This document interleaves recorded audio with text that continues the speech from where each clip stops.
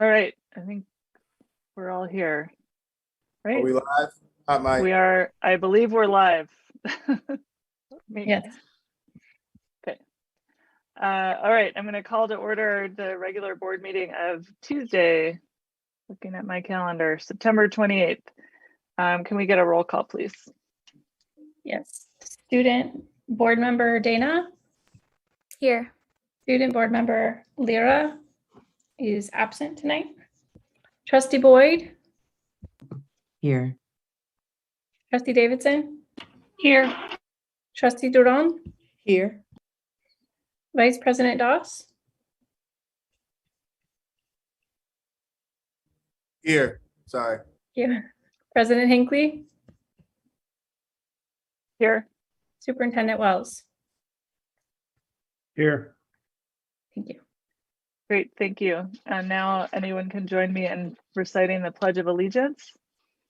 I pledge allegiance to the flag of the United States of America and to the republic for which it stands, one nation, indivisible, with liberty and justice for all. And I know we are one student board member short. Allison, do you mind reading our mission and vision statement and our meeting norms? Not at all. The mission of Albany Unified School District is to provide excellent public education that empowers all to achieve their fullest potential as productive citizens. AUSD is committed to creating comprehensive learning opportunities in a safe, supportive, and collaborative environment, addressing the individual needs of each student. Meeting norms are as follows. 1. Maintain a focus on what is best for our students. 2. Ensure a safe environment for all views to be expressed, treating each other, staff, and the public respectfully. 3. Endeavor to find common solutions to issues through collaboration without sacrificing one's beliefs in what is best for students. 4.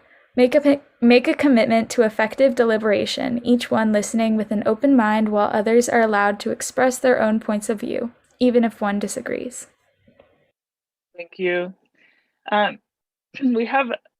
We took no action in closed session, and we have no item on the agenda to approve our agenda, I realized tonight, so I'm going to do it now. I'm not sure if that's the right order, but can I get a motion to approve our agenda for this evening? I move that we approve our agenda for this evening. I second that.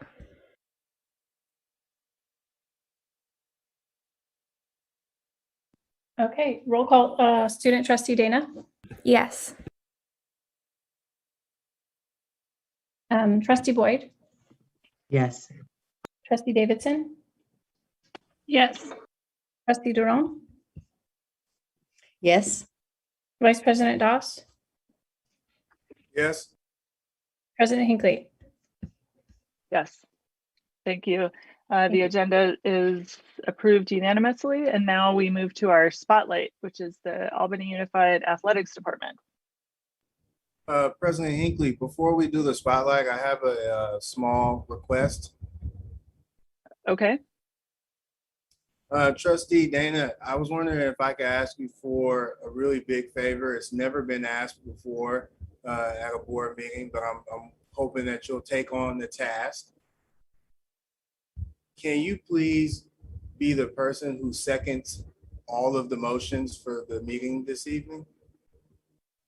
I don't think we can do that procedurally.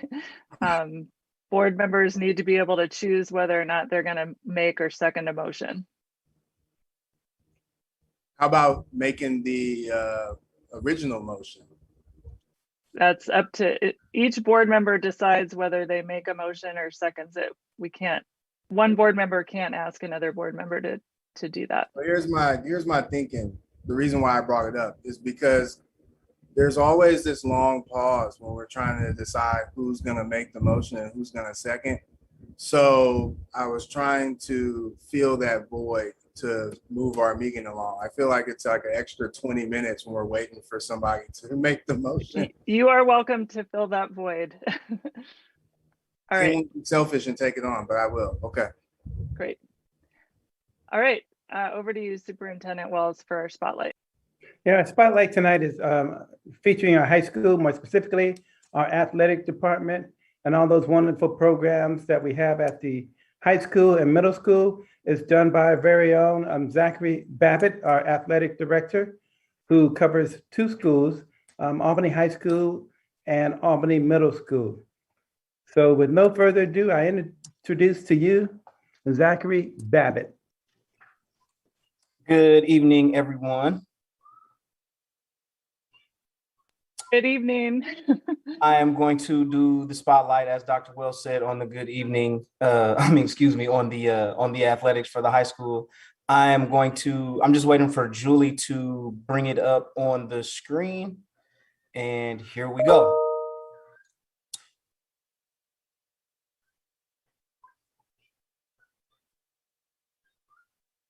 Sorry, 1 second. It's not advancing forward.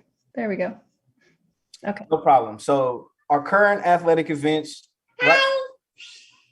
right now at Albany High School, we're successfully running 6 fall programs. We're running football, volleyball, water polo, cross country, girls tennis, and girls golf. At the middle school, we're also running 3 fall programs for 3 grade levels, 6th, 7th, and 8th grade. They all have a flag football team, cross country team, and a volleyball program. Which is very exciting. You can move on to the next slide, which is very exciting because, as we all know, middle school was pretty much stripped of all their sporting activities last year. And, athletics plays a huge role in some of the mental health for our young student body. And it's just really exciting to know that we're actually a little bit ahead of the curve when it comes to middle school sports. The neighboring schools like Berkeley schools, just to put it into some perspective, they're just now starting to get practice going for cross country. They haven't done anything for volleyball and their flag football. This is also their first week of practice for flag football in the Berkeley schools. And we've been at it for about 3 weeks now. So we're a little bit ahead of the curve when it comes to some of the other athletics close in the area. A few more positives based on the high school. Our varsity volleyball girls will be in the NCS playoffs, and they currently sit in 2nd place right now. The girls golf has increased the number of participants this fall, and we have a great coach in Mike Armstrong. He's been very instrumental in the growth of the girls program. He is, our girls are gotten off to a great start, as well as the girls tennis team. The girls tennis team is undefeated right now. They're 3-0. Coach PJ has also grown that program. They have an increased number of participants as well. And on another positive note, we haven't had to cancel or reschedule any meets or games due to COVID. We haven't had a student athlete test positive for COVID yet. We've had a couple cases where maybe a parent in the home has tested positive, but the majority of the high school, yes, the majority of the high school students are vaccinated. So we haven't had any positive tests on the high school, and we're doing weekly testing. and it's been extremely successful so far. More positivity. So the middle school, after a challenging year of middle school sports, not getting to play any sports at all last year, AMS is off to a really, really strong start, implementing sports back into the daily lives of our student body. Flag football, they had their first game today. I was able to get a schedule field with 7 games for our flag football, both teams, 6th grade boys and 7th and 8th grade co-ed team. So last year, like I said, they didn't have any sports. And this year, schools that are on the other side of the tunnel, like the Orinda schools, they decided not to come over and play against schools on this side of the tunnel. The Berkeley schools went ahead and decided that they're only going to compete against Berkeley schools. So they formed their own 3-team league. So it was really a scramble to get games scheduled for our middle school kids in order to give them the chance to compete against other schools. Like I said earlier, the AMS student athletes have been running organized practices for almost a month now, which is way ahead of the curve of a lot of the other schools. So, we've implemented sports back into the lives of our middle school students right away. And I would like to thank Deb Brill for kind of lighting a fire underneath me. Even though I'm new in the position, there are a lot of athletic directors at the middle school level who are still just now getting acquainted with me. So once I got 90 some odd contacts, I was able to, just put out a mass message, introduce myself, let them know what we were trying to accomplish as a school, what we were trying to accomplish for our middle school student body. And I was able to formulate schedules for volleyball as well as flag football. All the teams currently right now in fall are on track to compete against other schools this season. With the announcement about 6th graders not being able to go on field trips, we just now had to cancel all of the away games for 6th grade, but we're still able to host volleyball games. We're trying to find a location for our cross-country meets for middle school so that we can extend their season as well, because right now they're only going to get to compete in 2 meets and the 6th graders won't be able to do that. So Albany's trying to find a place where we can host a meet and hopefully invite some other schools and have our 6th graders compete too. Okay. Yes. It's COVID protocols. So all the students have to participate in weekly pool testing. To date, like I said, we've had no positive results amongst the student athletes. It takes a few days for the results to be reported. But if a pool test is positive, notification goes out right away. I would immediately reach out to Michelle, who would then probably reach out to Alexia. And we've been able to stay on top of, all of the, what's the right word I'm looking for? We've been able to stay on top of some of the things that we predicted would happen, some things that have happened. And like I said earlier, we haven't had to cancel or reschedule anything because of COVID, which is actually really successful for us. I know early on we had a couple outbreaks in the middle school where a lot of our neighboring schools, like I said, they went ahead and decided not to do some athletics. They took measures as, limiting the travel, limiting the schools they would play against. But we've successfully been able to participate in competitions and continuously hold practice for our young student body, and we haven't had any positive tests. So those are some of the precautions that we've been taking as well for our indoor competitions. None of the gyms or indoor facilities can exceed 50%. They have to have proper ventilation, and we're limiting our travel as well to reduce the amount of kids we have, to help with contact tracing and to help with some of the money aspect.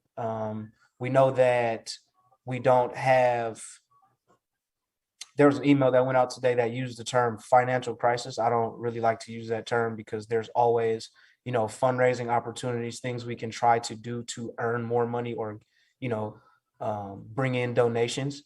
But we have been able to, limit some of those challenges that present themselves with those things.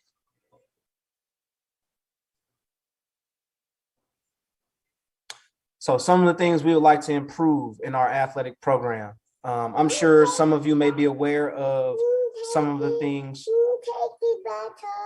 Yes. I'm sure you guys are aware of some of the things that have gone on with the football team as of late. In order to set up our new hired coach for success, we have decided to make a few adjustments this year with the varsity football program. Our goal is to gain a higher level of commitment to education and team building amongst our present future football players. Right now, we have a lot of football players that have been cutting class. We have a lot of football players that haven't been attending practice. And Coach Wilcox was going against some of his morals and beliefs because he wanted to keep the football program afloat in his first year. And it was encouraging to have Darren kind of back me on some of the decisions we made. So we decided to cut the varsity program out for the remainder of the preseason. We're going to leave it in the children's hands. If they want to continue to compete, they have to prove to us that they are worthy to compete. Two of the fundamental things that you make a commitment to join a team. You commit to going to class and you commit to going to practice. Those are the two fundamentals that have to be followed in high school sports. And we've just been having trouble instilling some discipline into our 12th graders who, we kind of lean on to set the example, but they've been through a lot in the last 2 years. 10th grade, they had a coach. As 11th graders, they had a new coach, but no season. Now this year in the 12th grade, they have another new coach, and he didn't get hired until 2 weeks to the season. They never had an opportunity to properly prepare. And we think that, with the leniency that came with eligibility rules this year from NCS, with things that went on with distance learning last year, myself, Coach Wilcox, and Darren feel that there is a lack of sense of responsibility amongst some of the kids. So we want to try and instill some of those things back in them and just get them committed to a higher level of education. Also at the middle school level, AMS softball, we are looking to, there's been a growing interest in softball amongst the girls at the middle school level. And we have decided to start a program this year at AMS, which is just further contributing to our growth in women's athletics. We have our high school coach. We have our AHS softball coach who is interested in helping develop the program, as well as Matthew Rasband, who has been involved with the Albany Berkeley Girls Softball League. He's interested in helping grow the program as well. And I'll be meeting with both of them tomorrow, actually, to discuss some of the details. So that is very exciting. So just some of the takeaways from this presentation is, after a year of sports for our middle school students, athletics has once again become a part of their daily lives, which is super exciting. The continued growth of athletic opportunities for our female student athletes, and the fact that we haven't had any positive COVID tests yet. I think that the community as a whole has taken the proper precautions in order to keep our student body healthy, and it's paying dividends because, like I said, we haven't had to cancel or reschedule anything due to COVID. So at this time, some of the next steps moving forward, registration for our winter sports is already open. It opened yesterday, actually, and we've had about 15 or 20 students go ahead and sign up for sports already, which is super exciting. Usually they are, as of late, since I've stepped into position, it seems that registration needs to open and close a numerous amounts of times. So I went ahead and tried to give the students about 6 weeks this time to get registered. And we're hoping that, we don't have any kids miss any opportunity to play sports. We've got a couple of fun fundraising opportunities in the works. I had a meeting with the boosters last night and we discussed some things. So we just want to go ahead and see those through. And then at this time, I just want to open it up to questions to you guys. Thank you so much, Director Babbitt, and thanks for bringing your your guest along. Sorry, I had no choice. It's so awesome. It's so much better than, most of what we sit through every evening. So thank you so much. This is not a question, this is a comment, which is, I don't think the board got to see you when you had to run like 25 different sports at the same time last spring, when we tried to cram in every athletic season that you could in a span of about 8 weeks. So I'm glad that you're only having to manage season by season at this point, but I did just want to thank you, belatedly for all the work that it took to try to get our kids some sports time in the spring as well, when everything was happening so fast. So thank you for this presentation. Thank you for everything you're doing to keep the kids safe and keep their education at the top of the priority list, and to keep these sports happening. We really appreciate it. So I'll open it up to the rest of the board for questions or comments for Director Babbitt. Yeah, Trustee Dana. Yeah, I'd also like to piggyback off of that and say, well, I'd just like to extend gratitude because on behalf of the students, I mean, sports is just something that makes high school and middle school and secondary school feel like it's school again. And I know that sense of normalcy is kind of been limited this year. So I really appreciate you creating that sense of normalcy in the form of like the athletics department. And then personally, I mean, I participated in varsity volleyball and you just, I think you came in one session and you just restored a lot of teamness within our varsity volleyball team. So that was like really helpful as well. And I just wanted to say thank you for both of those, the bigger picture and then also the smaller picture as well. I'll speak to that because that was the first opportunity that I had to actually address a large group of these student athletes. And first of all, I want to thank you for having me. I want to thank Coach Dave for bringing me in to talk with you guys. I think that it was, much needed. It sounded like you guys were just having some basic issues, of just like team building and things like that. And I was happy to be a part of that. So I appreciate you a lot. Thank you very much. Trustee Duran. Coach Babbitt, I too would like to express my appreciation for everything you've done, especially in this time of crisis, right? But in particular, you're commenting on the discipline, the issues, the areas of sports that are tied in with education, and you're linking them and making students feel that sense of responsibility that they have that connects athletics with education. That is really so key. And it's really the first time I've heard it from a coach. So I really appreciate that emphasis you have on that connection.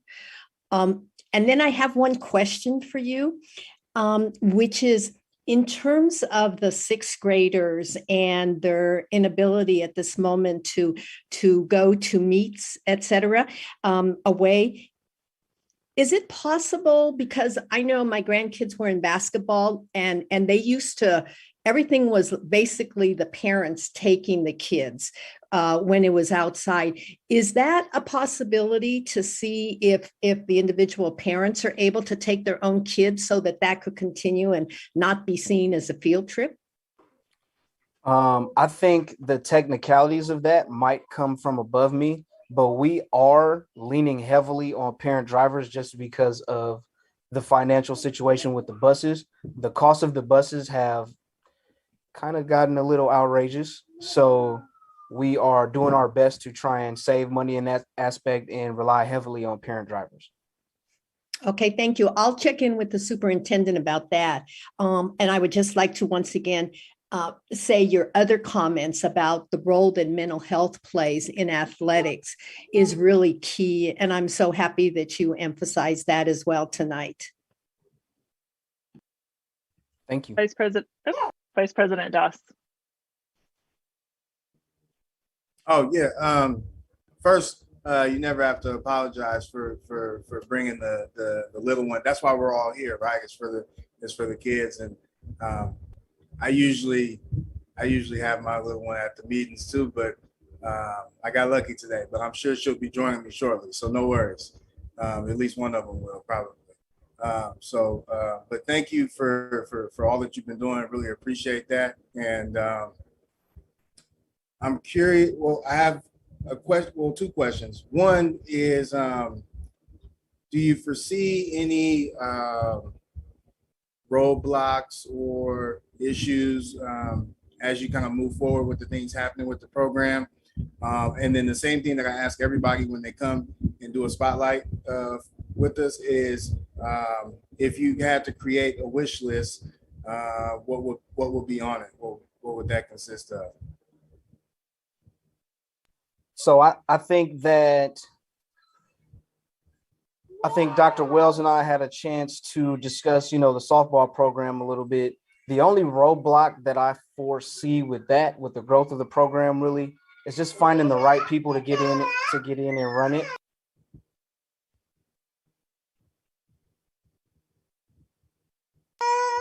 It's okay, baby. It's okay. Sorry, guys. The only problem I see with that is getting the right people in to run it, and possibly maybe field space or sharing some of the field with ABGSL. But other than that, I don't foresee many roadblocks. We're actually in the process of trying to hire a new basketball coach as well. And we've got two very strong candidates. One I'm leaning towards because he's very active in the Albany community already. He has about 10 or 12 7th and 8th graders in his program that are soon to come through the high school. And he also has run a lot of summer camps this past summer at the Albany Middle School. So he's really in touch with the Albany community. And I think he's going to do a really good job if he ends up getting the job. As far as a wish list goes, I think that yes, you take a bath, baby. We got into a chance to address, just getting some administrative help, you, Dr. Wells, and I think that we're all kind of on the same page when we look at the middle school and we look at other high schools. They have a few more athletic resources than we do. We have one middle school. I'll take Berkeley High, for instance. Berkeley has three middle schools that feed into their athletic program at Berkeley. We have one. So we kind of want to nurture the middle school as kind of like our farm system and groom the kids and get our hands on them and start teaching them, the discipline and the commitment to education at a younger age, so that as they move forward and come into high school, they already are, on the same page as we are.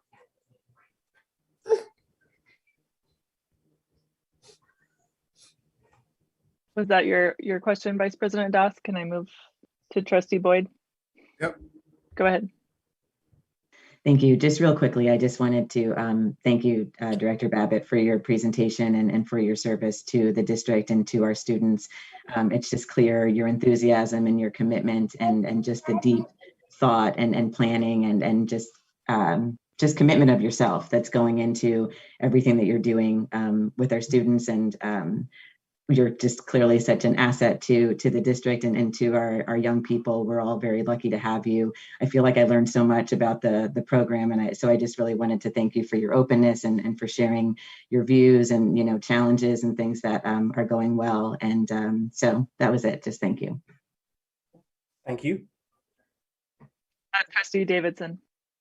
I'm just going to echo that. And I so appreciate you giving us such a thorough presentation. Even with all of that going on, I can see that you are there for the students. And I want to echo what Trustee Duran said, which is I really love that you're tying that dedication to their education in with their ability to do sports. I think that's incredibly important, that there doesn't come the privilege of doing a sport, even though it is kind of a necessity for a lot of our students to have that, but that it goes hand in hand with the other parts of their well-being in their life. So I really appreciate you taking that approach and looking for all these opportunities to expand. And I look forward to hearing how we can help support more, if that's just in cheerleading, fundraising, or anything to keep these things going. So thank you so much. Not a problem whatsoever. And I want the board to know that I'm a firm believer in the commitment to education. There's one thing I like to preach to the students is that my dad used to tell me all the time before I got a chance to play professionally. He never hesitated to remind me that I was still an amateur, because he actually made it all the way to the big leagues. So I like to remind the students all the time that you guys are student athletes. So without the student portion, you don't get to play the sport. And that's kind of the approach we're taking with the football team. I've even gone to lengths starting this week. Every Thursday, I'm printing out an attendance report, and whoever's attendance isn't up to par, it's not going to get to play. And it's just that simple. Well, I think we've all said, we're going to let you go so you can do what you need to do with your beautiful little girl there, who now I want a popsicle. Thank you so much, truly, for everything that you're doing for our kids, for our district. It's really great it's just really great to hear about, and we know how important it is for our kids, lifelong skills and commitment. So thank you so much, and we'll see you, on the field and in the court. And thanks again, and good night, little one. I hope you have a nice bath. Thank you, guys. I appreciate it. Thank you so much. Hey, bye-bye. Bye-bye. Bye-bye. Bye-bye.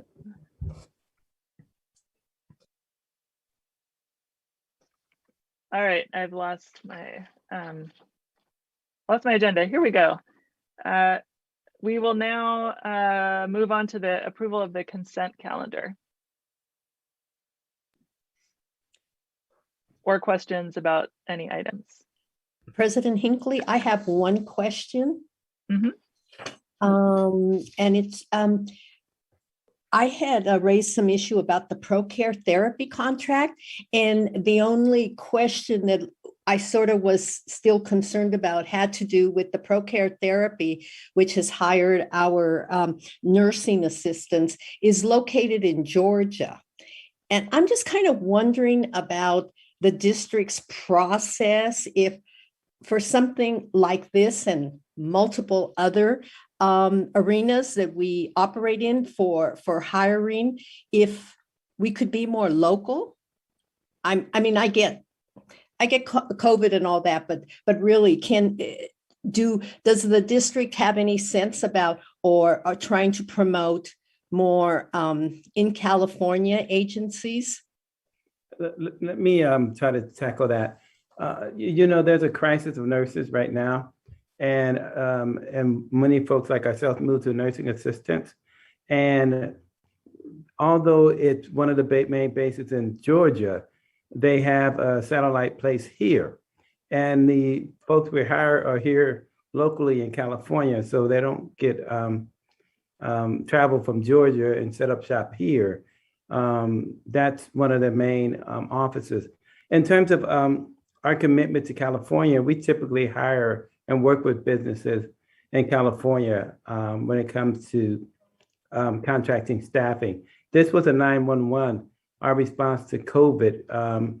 That was a crisis so that we can keep our classrooms open when we have a positive test, because part of the positive test protocol when classes go into modified quarantine, you have to have the capacity to test twice a week.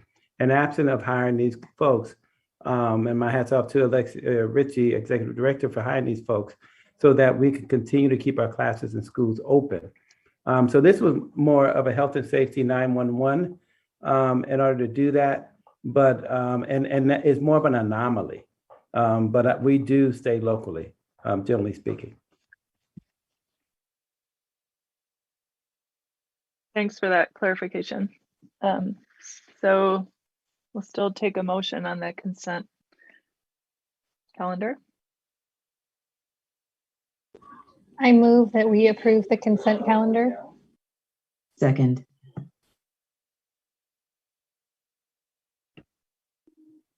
Student trustee Dana, Yes.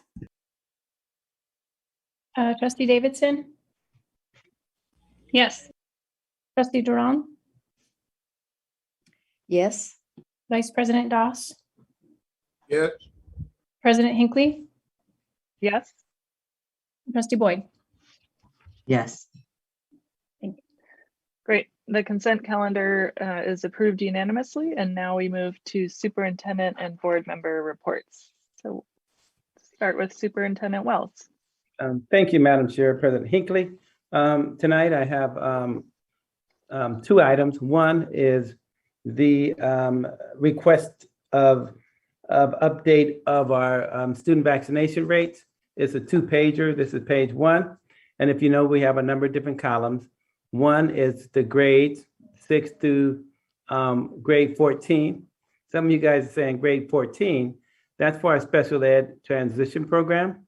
And as you can see, here is the number of students we have in each respective grade and a number of students who responded with verification of their vaccination. And so, for example, and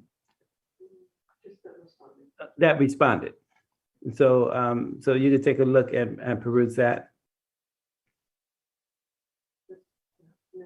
Next page. And then the next page, you have the same column, the grades, responses, and yes, vaccinated with verification, not vaccinated, and then decline the state. For example, 6th graders. What? We only had 7 6th graders? Well, 6th graders, generally speaking, are not 12 years old yet, but we have a few in our district who are 12, and they responded, and you can see how that worked out. And then in 7th grade, you can, and 8th grade and the like, down the column, you can see where we are as of today.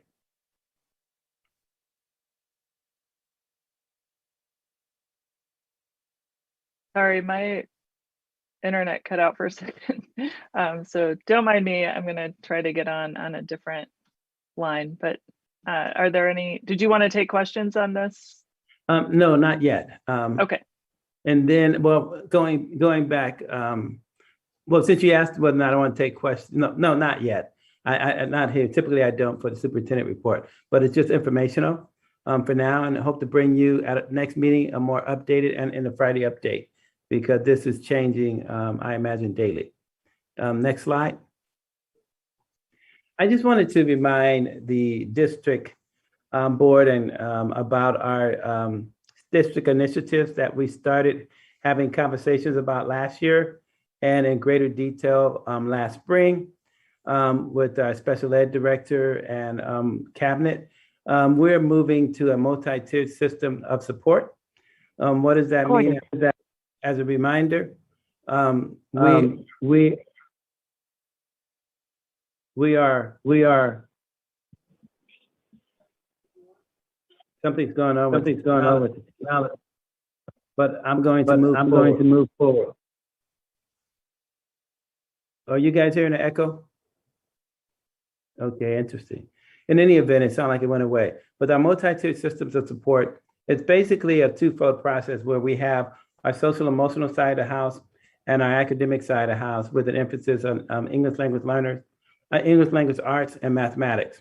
And so the essential questions become, what are we doing for all kids at our tier 1 level, because we have 3 tiers? And then what are we doing for our tier 2 level, meaning for kids who are not making it and need additional support? That should be articulated at our tier 2 level, hence responding to our kids' need, moving away from rhetoric about equity to actually having equity as a practice through a systemic, intentional approach. And then our last tier, what we call tier 3, will be intensive support for kids who need that intensive level support. And they've been through level 2, and now they're at level 3. And so we're rolling that out this year, our multi-tiered system of support. You should be hearing more about that throughout this year. And then in our universal design lessons called UDL, we had quite a bit of conversation last year with our special ed department and our general ed department as we began to partner and collaborate with providing some ongoing training with lesson designs that are designed to allow all kids access to the curriculum and instruction, where it's more of a scaffolding approach. And also it meets all kids' levels. And so as we move to providing and rolling out at some point, the universal design lessons, we're happy to do that in partnership with our having our special ed department and our general ed department come together and do this work. I have to admit, we are way behind the 8 ball. Many other districts, some of which I worked for, we've rolled this kind of practices out over a decade ago, but for Albany, this would be something new, but long overdue. And that way, when we start talking about achievement gaps and how we're addressing it and how we engage in real equitable like practices, these two kinds of systems and programs are the kind of way in which we engage in and move away from the rhetoric about equity, but starting to engage in equity-like practices for all our kids, resulting in closing the achievement gap and hopefully seeing it non-existent in the near future. And so that's the kind of hope we have. And that concludes my superintendent report for this evening. Great, thank you. I'm not sure how my internet is holding up, so I'm gonna not give a report tonight and pass it to Vice President Doss.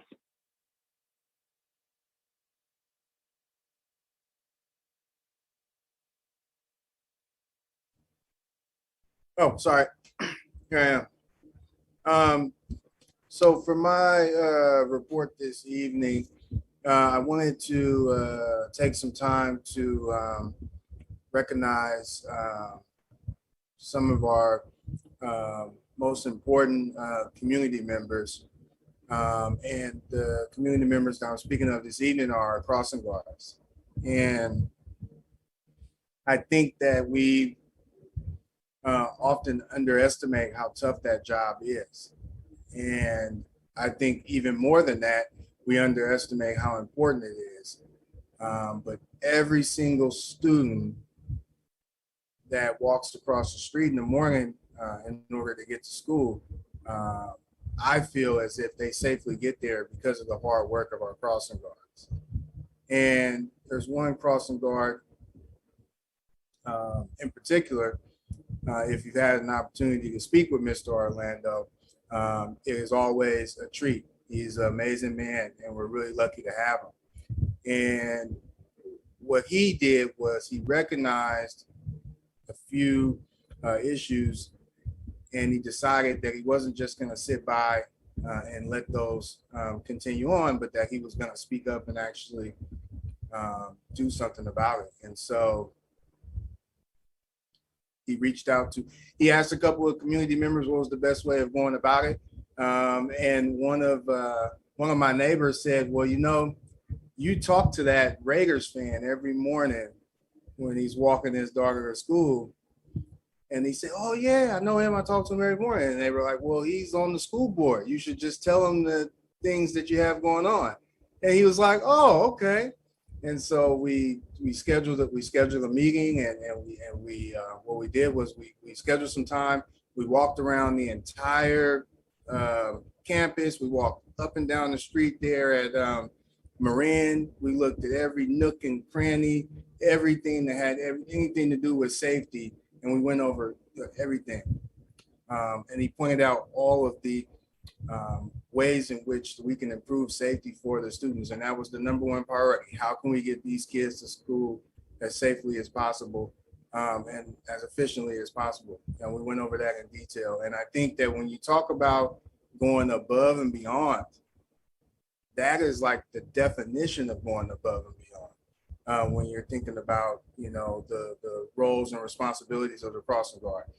And so I wanted to take tonight to recognize all of our crossguards, but specifically that crossguard. And I encourage everybody, if you haven't met Mr. Orlando, to go over there and have a conversation and chat with them about the work. And so I wanted, like I said, I wanted to take tonight to recognize him specifically for all the hard work that he does every morning, for getting the kids to school safely, for making it a joyful experience, from asking kids tough questions to get their mind working early in the morning, to singing happy birthday to students when it's their birthday, when they're headed to school, to reminding kids that there are cracks in the sidewalk and to watch their step, or jumping in front of cars that aren't paying attention to the road, to get kids safely, across the way. And so I had a certificate made that I'm going to deliver personally in the morning, and hand it to him myself. But I wanted to take tonight to recognize the hard work that he puts in every day, every morning with a smile. And so I wanted to make sure to recognize him this evening. And that concludes my board report. Thank you for all your hard work, sir. Thank you. Trustee Duron. I have a first. No report tonight. I cede my time. Trustee Boyd. No report from me either. Everybody wants to get some sleep. Trustee Davidson. Well, my kids are waving their hands and telling me they're going to turn the meeting off. So I guess they want it fast too. I just have a couple quick updates. The pumpkin patch at Westbury Nursery opens on October 2nd. So please go get your pumpkins there. All the proceeds go towards Cornell Elementary School. And also they are doing first Saturdays in the garden. The first one is this Saturday, where you can safely gather on the school grounds, and there's weeding in the garden, trash pickup, painting some pumpkins for the window display at Tata. So please feel free to join that. And that concludes my report. And Trustee Dana. In the light of making things quick, I'm just going to read out a quick excerpt of something that Ichitaka wrote about the COVID-19 forum that we tried to hold last week. So here goes. Here's what he said. So he said, the forum for COVID-19 protocol for high school students was not in fact held due to underlying responsibilities that students had, such as Club Rush, which was planned for the day preceding the forum. And we heard reports that many interested students were participating and getting ready for that, such like they were making posters and stuff. So we thank Executive Director Ritchie for her prepared presentations and her willingness, flexibility, and readiness to participate. As student board members, we will make a stronger effort to coordinate these sorts of events further ahead of time and on a date that is more accessible to the student body entirely. And we are also interested in hosting these forums during advisory instead of during lunch, when students are probably more interested in using their free time to do whatever they like to do. Nonetheless, we forwarded some forum questions students sent in to Ms. Ritchie, who will provide us with their appropriate answers. And this is a learning process, and we are both hopeful that our inevitable second forum will appeal to a larger group of students. So that's an update on the forum that was scheduled for last Thursday. And I unfortunately didn't attend Club Rush, which was the day that was right after. However, Ichitaka wrote something on that too. So according to him, Club Rush went incredibly well. Over 40 clubs were able to convene and advertise themselves successfully in Cougar Field, the outdoor baseball field on the Albany High campus where the event was held. And club tables were spread out equally around the grass, and then a vast amount of the student body attended, and any food that was given, because it's a tradition for Club Rush students and club leadership to hand out food.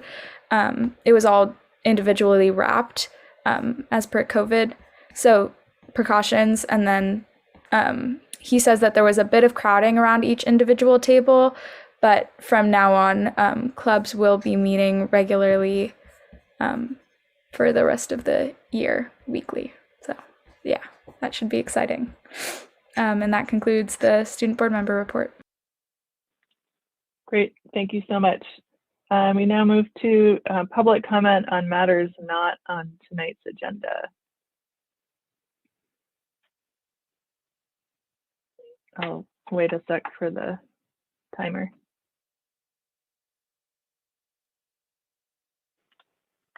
And we'll start with Neri. Good evening, board and administration. Thank you for taking my call. I understand that today during the board's closed session meeting, you discussed the superintendent's evaluation tool. As you know, some of us have been working with at least one board member to incorporate special education into the whole tool, not just one piece or part of it. There seems to be some misunderstanding about what the purpose of incorporating special education in it is. I think I heard somewhere that the idea is that this is about COVID, and as a matter of fact, it is not at all. It is about holding the superintendent and the entire district accountable for special education in the same manner that the superintendent, current and future ones, are currently and in the future going to be held accountable for things like student achievement, for things like facilities, and you name it, any of the items that you have in the evaluation tool. So I would like to invite you, the board, to consider that, making it part of the superintendent's evaluation. I would also ask the board to make itself accountable for special education in the way that it holds itself accountable for other items. I should remind you that it was the board that 2 years ago at the last meeting of the 2019 school year that approved the merger of special education with student services. And finally, I would ask the superintendent to also hold his principals accountable for special education at their own sites. Thank you for taking my call. Thank you.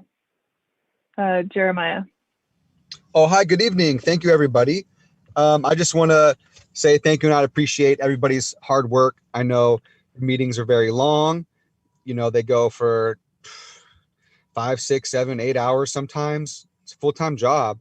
So keep up the good work, everybody. I want to take this time to share with everybody. There's been a hobby of mine I've been working on for over 10 years. And I've been calling it school zones. You can look it up on Google. It's regarding not where you live in Albany, of what school you go to, you know, a map of school zones. This is referring to DMV handbook, you know, driving safety. So my goal with school zones is to keep our students safe during school hours. And right now, City of Albany does not have school zones implemented, or basically a slower traffic mile per hour. So for years, I've been at transportation meetings, city council meetings, all these meetings, trying to speak up for our kids who can't attend these meetings and speak up for themselves. So I've been trying to be a voice on their behalf to keep them safe. So I just want to give everybody here an update that the Transportation Commission has put this on their work plan. And I'm so excited for this to be on their work plan. And they have renamed it to something like reduced speed in school areas. I forget how they worded it, but it's close enough. And so please keep an eye on that. If you could attend city council meetings or transportation when it comes on the agenda, you know, maybe you could speak on it. Also, if you could talk to the UC Berkeley about having our crossing guards back, because they took away 3 of our crossing guards.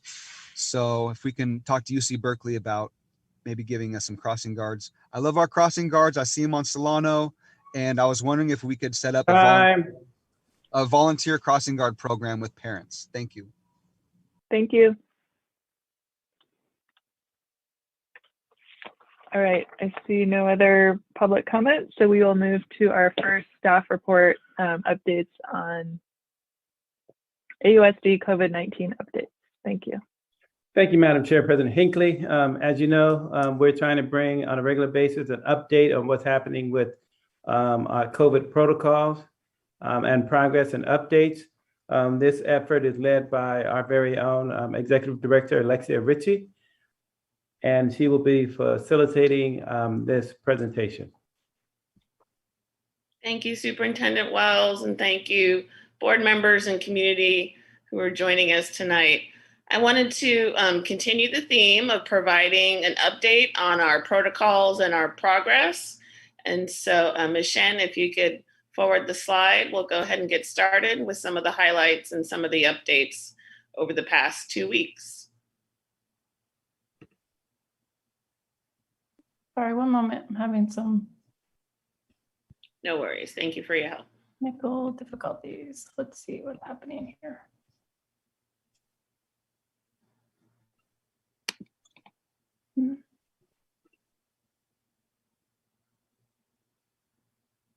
I'm going to stop sharing for a moment so I can figure this out. I apologize for the delay.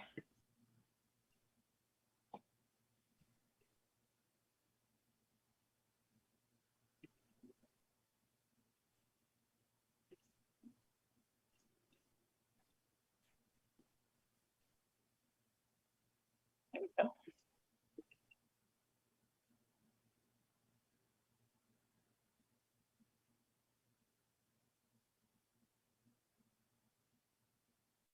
Great, thank you.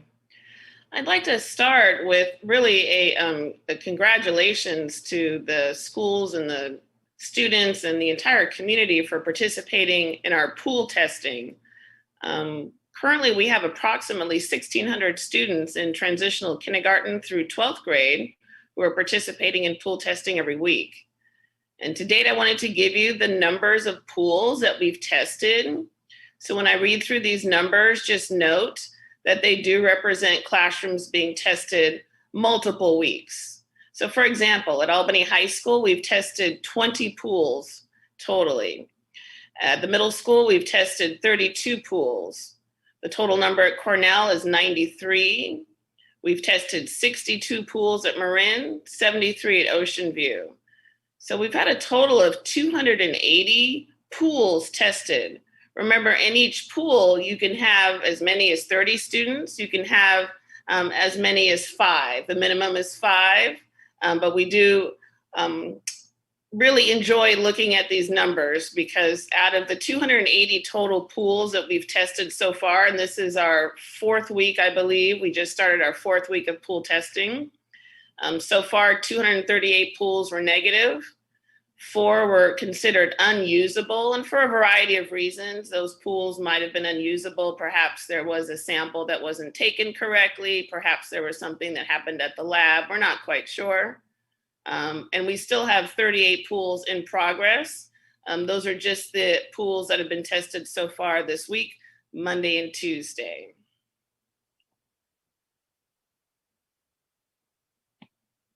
Wanted to also give you an update on the percentage and the pure numbers of students that are participating in the pool testing. Again, this is at all sites. At Ocean View, we have 68% or 410 students. Cornell, we've got 73%, 407 students participating. At Marin, we've got 81%, 302 students. At the middle school, we have 33% participating, that's 260. And we've seen a sharp increase at Albany High School. We do have 19% of those students participating, 230 altogether. One of the reasons is that we've been able to include athletic teams, as Director Babbitt mentioned. And I believe just this week, Assistant Principal Lausheim is also going to be creating some musical band pools and some choir pools. And so we're pleased to see the number of Albany High School student participation rise over this past week. Dr. Wells did mention some information about student vaccination. We also wanted to give you some updates on staff vaccination rates. We have collected and verified the vaccination status of all of our staff.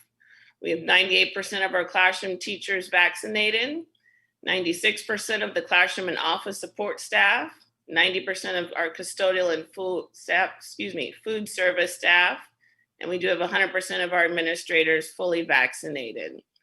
We are down to about 16 or so staff members district-wide who do not fall into this category. Again, just 16. The mandated surveillance PCR testing of those unvaccinated staff members is now in progress at all school sites and at the district office, and that started this week. Again, Dr. Wells did mention some of the data on the vaccination status of students. I wanted to couple that with some reasons why the vaccination status being submitted to Albany Unified School District can be very helpful.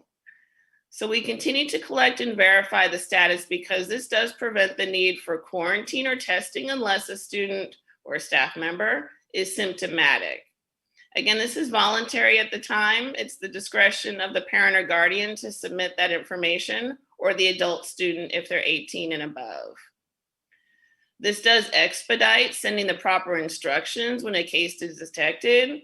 It's very easy to identify who has been vaccinated because that database is now being compiled at both our middle and our high school sites. And this does prepare us for the possible requirement of verification status. We're just staying proactive. And so we want to make sure that we have enough information out there so that we can collect 100% of our vaccination status students. We'd like the community to check your emails and to submit your students' vaccination status via our platform. That platform is called Informed K-12. And we are working on hosting pop-up vaccination clinics in late October and in early December. We do hope to match the availability of vaccinations for students 5 and up with our pop-up vaccination clinics. And finally, a big round of applause for our nursing support at every Albany school site. From Albany Children's Center on through Albany High School and McGregor High School, we do have nursing assistants and nursing support there 5 days a week from 8 to 4. Heading us up, of course, is our nurse, Monica Meng. She's our district nurse and our AUSD COVID liaison, along with myself. But we do have nursing assistants at each of our school sites, and they help with the following duties. Lots of COVID testing. They're trained in rapid testing, PCR testing, and they're providing pooled testing support for staff and students. They're doing a lot of record keeping for us. They contact the public health department for case reporting. They're doing family outreach. And what's a real morale boost, especially to our office staff, is they're taking care of all the other daily health needs and services for sick or injured students or staff. Again, we have nursing assistants at every single school site from Albany Children's Center up through the high school. I believe that concludes my presentation and my update for tonight. So I'll go ahead and open it up for questions. Thank you so much. Questions, board? Yeah, Vice President Doss.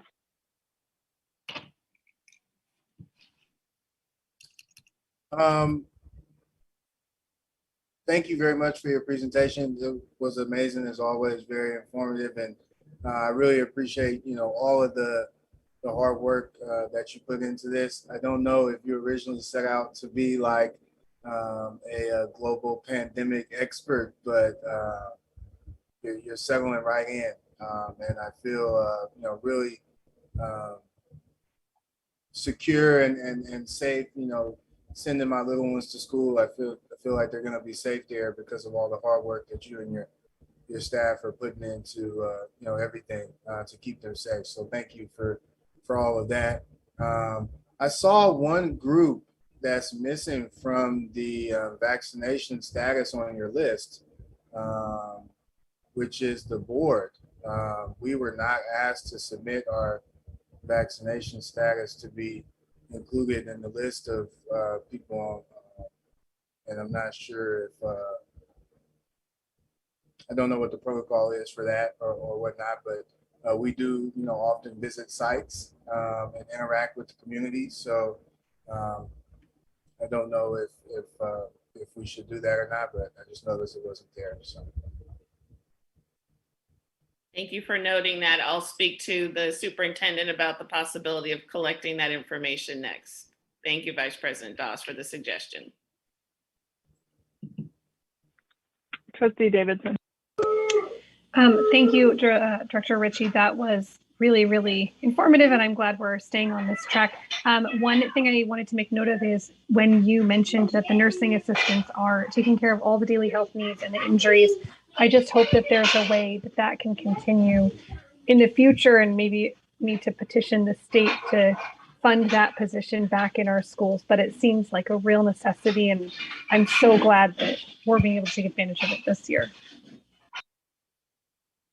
Thank you, Trustee Davidson. I agree. In fact, they are really doing a lot of education as well. When some of the students come in or some of the families come in and ask questions, we're very happy that they're actually taking the lead on being proactive with other issues other than COVID. But thank you for that feedback.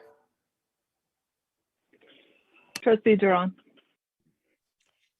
Executive Director Ritchie, two things. One is in terms of the vaccinated staff that you provided the percentages in a Friday update. Would you be able to provide real numbers, please, for that? Is that possible? I can tell you that right now we only have 16 unvaccinated staff members. And so HR can help me do the math on that one. I don't know out of how many total. But I do know that our number is down to 16 unvaccinated, but I'll try to get the number of the vaccinated staff for you. Okay, I would really appreciate. Let me add to that, out of about 500 employees. So that's better context. Thank you.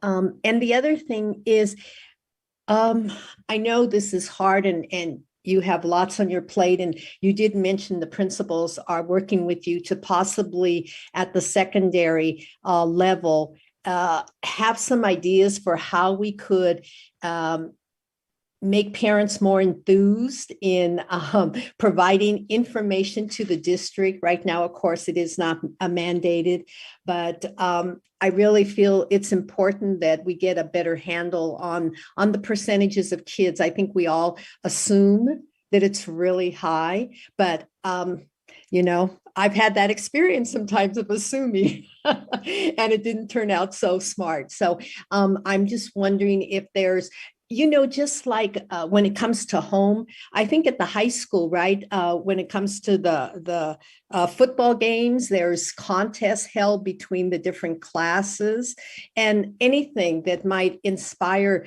the kids in particular, the students in particular, to say, hey, Mom, please send that in right away.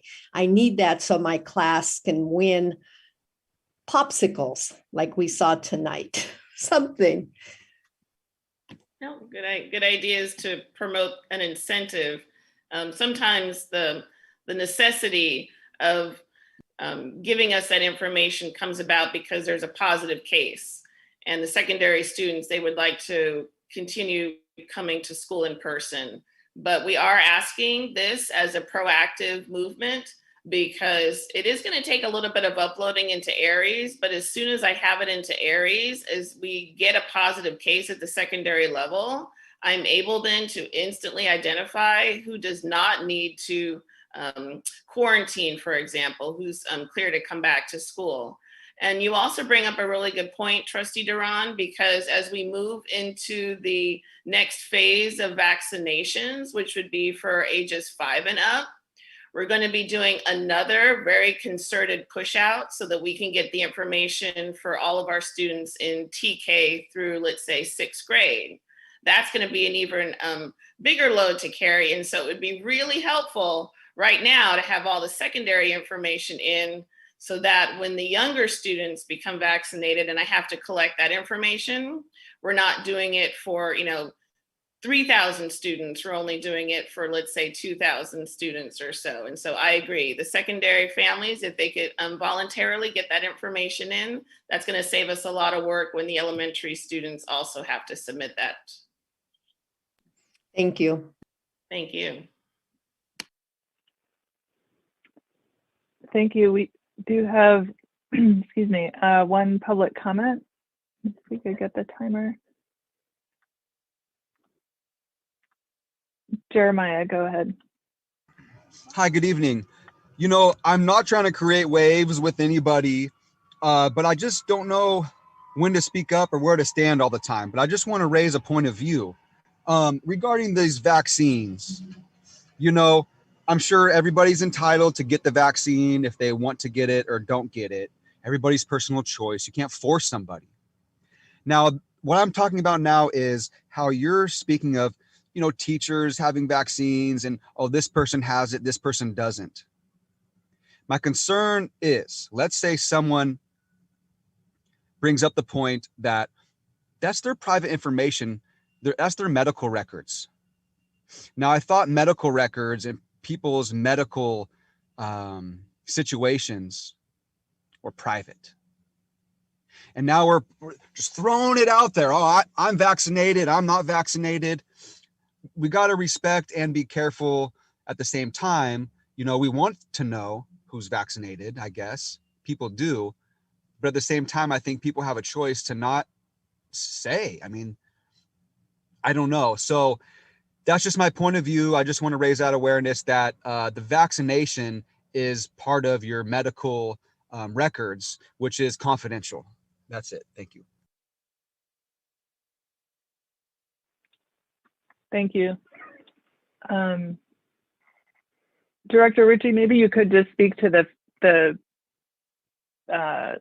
law that's currently governing our access to teacher vaccination, staff vaccination information, and also how we routinely collect student vaccination information as well. Will do, President Hinckley. So right now there is a public health order. The governor of California has a mandate that says basically if you're a public school employee, I'll stick with public school employees, you do have to either be vaccinated or you have to be tested weekly.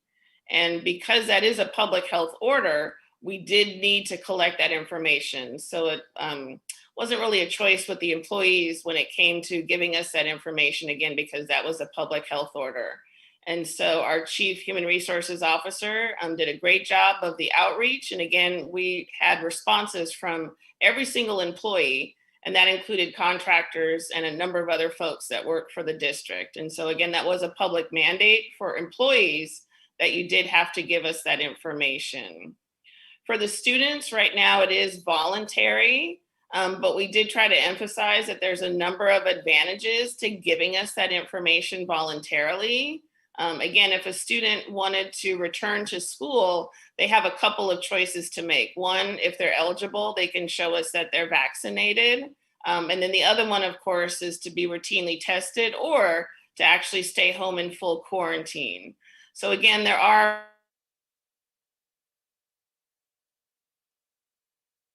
and if and when it does become mandatory, then we would be ahead of the curve. We've already, I believe, received a little over 1,000 responses from students.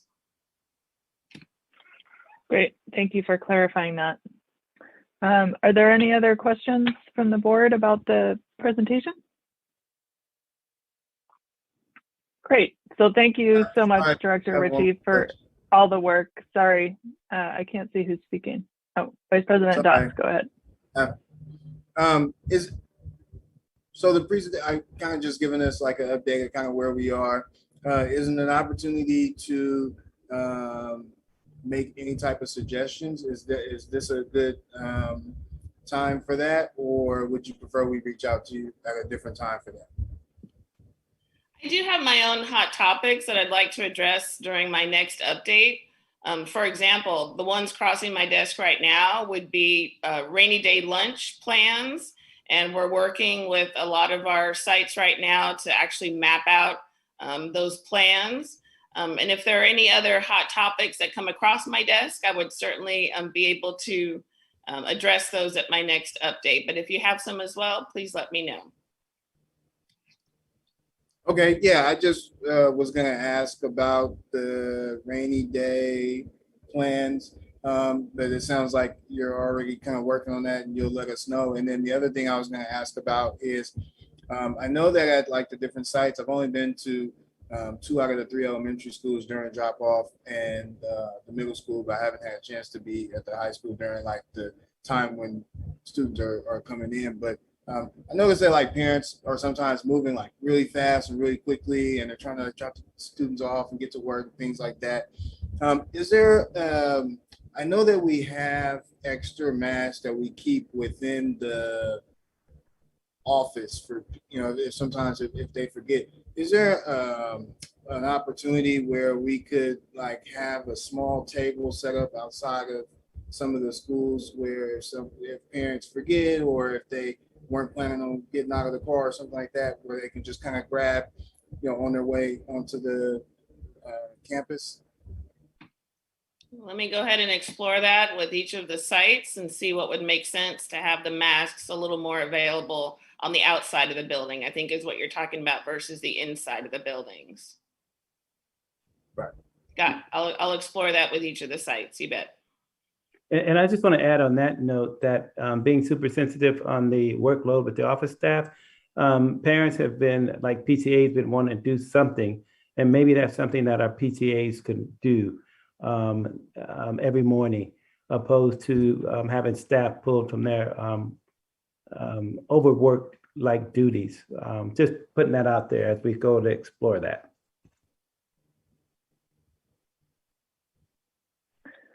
Any other items, board, that you'd like to see come back in the next update, or as the director, as you said, you can send them to her in the interim.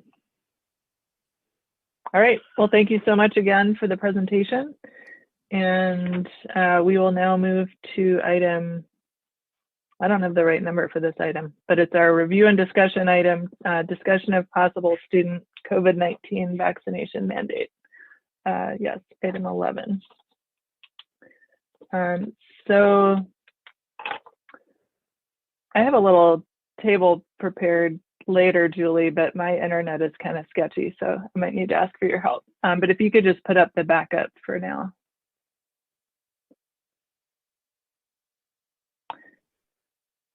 So this was actually prepared by both myself and Trustee Davidson. There have been conversations in different districts and at our board here and there about the possibility of a student vaccination mandate or policy. And so we wanted to bring this item forward just for discussion with the goal of having the board come to some consensus to give direction to the superintendent about whether we would like to see a policy brought to us for specific discussion and action relating to student vaccinations. So as some of you may know, there are four districts that have been very actively exploring in Alameda County that have been very actively exploring student vaccination mandates, Piedmont, Berkeley, Oakland, and Hayward. 2 of those districts have adopted actual policies, Hayward and Piedmont, and Oakland has adopted a resolution that directs the superintendent to bring a policy back. And Berkeley has not had a vote, but they have discussed a draft policy a couple of times. So using some of those examples, we thought it would be useful to have a discussion that focuses on whether board members are interested in developing some kind of policy, and if so, how we can think about the parameters that those policies have taken or the elements that they would need to have. So if you could, Julie, just scroll up to the details. I don't know if it'll all fit in one screen. Sort of. So the elements that the other districts have had to determine is, one, the date, the deadline by which students would need to be fully vaccinated. The second would be whether there are exemptions permitted. So as people probably know, in California, there's a medical exemption for under education code for other vaccinations that students are currently required to have. So we would need to decide, if we were to do such a policy, what kinds of exemptions there would be and how students would, or how families would demonstrate that they meet the requirements for those exemptions. The third thing that we would need to figure out is, once a student has an approved exemption, what does that mean? So if they can still attend school, but do they have to meet other criteria such as regular COVID testing? Fourth, we would need to set the enforcement policy, right? So if students either do not submit any documentation or don't respond to requests for vaccination status or an allowed exemption, what's the consequence for them? How is that policy enforced? At one extreme, they could be moved to a remote schooling option, as is done in LA and Piedmont, or they could have to undergo regular testing, but still be able to come to in-person school. And then lastly, some districts have explored mandates that apply to just specific populations. So for example, student athletes or musicians, students that are playing musical instruments, or vaccination policies for school events. So for example, to attend an indoor sports event, you could require proof of vaccination status for people over of eligible age. So those are the elements we would need to discuss if, as a board, we decide that we do want to direct the superintendent to implement such a policy.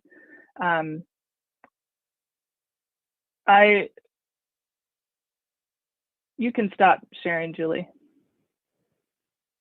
And then I can see if I can share my screen without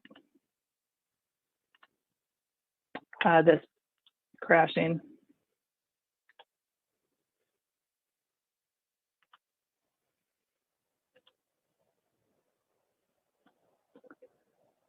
Okay, so I went through the policies that I mentioned, the districts that we mentioned. So Piedmont's policy is the most strict. Everybody who is age eligible, so that means that if vaccinations are approved for younger students, it would automatically apply to those students right away. There's only a medical exemption, which mirrors the current language of the state law around medical exemptions for vaccines. Basically, they just added COVID-19 to the list of district required vaccinations. Unvaccinated students will be excluded from in-person school and referred to independent study unless they are exempt, in which case they will undergo weekly testing. Hayward's policy requires that all students 12 years of age and older submit vaccination status. If they're vaccinated, there's no other compliance measures, but if they are unvaccinated or don't provide proof of vaccination, they have to undergo weekly testing. So there are no exemptions because anybody who doesn't submit vaccination status or says that they're not vaccinated has to be tested. Oakland's resolution is the most undeveloped, but they did agree that they would have both medical and religious or personal exemptions. Berkeley has not adopted a policy, but stated that they would have some documented medical or religious exemptions available. Students who are not fully vaccinated will be required to submit to weekly testing. However, student athletes must be fully vaccinated and cannot get out of the vaccination through a testing requirement. So those are the 4 policies that we can refer to as we have our discussion. But Trustee Davidson and I thought first we could gauge the board's interest in working on a policy like this. If there's no interest, then we don't need to talk about the elements of such a policy. If we do, then we can walk through those elements. I'll just make one comment, which is that as I looked through these and thought about the different districts and the different approaches they had taken, you know, Piedmont, like us, or as we assume, as Trustee Duran said, we don't have this data yet, but based on the county's data, our vaccination rates are likely very similar to Piedmont's, which are quite high. So the population of students who likely would need to be accommodated by an independent study or a remote program would be quite small. So that may be part of Piedmont's motivation in being very strict. A district like Oakland and Hayward, on the other hand, their student vaccination rate for 12 to 17-year-olds is closer to 50%.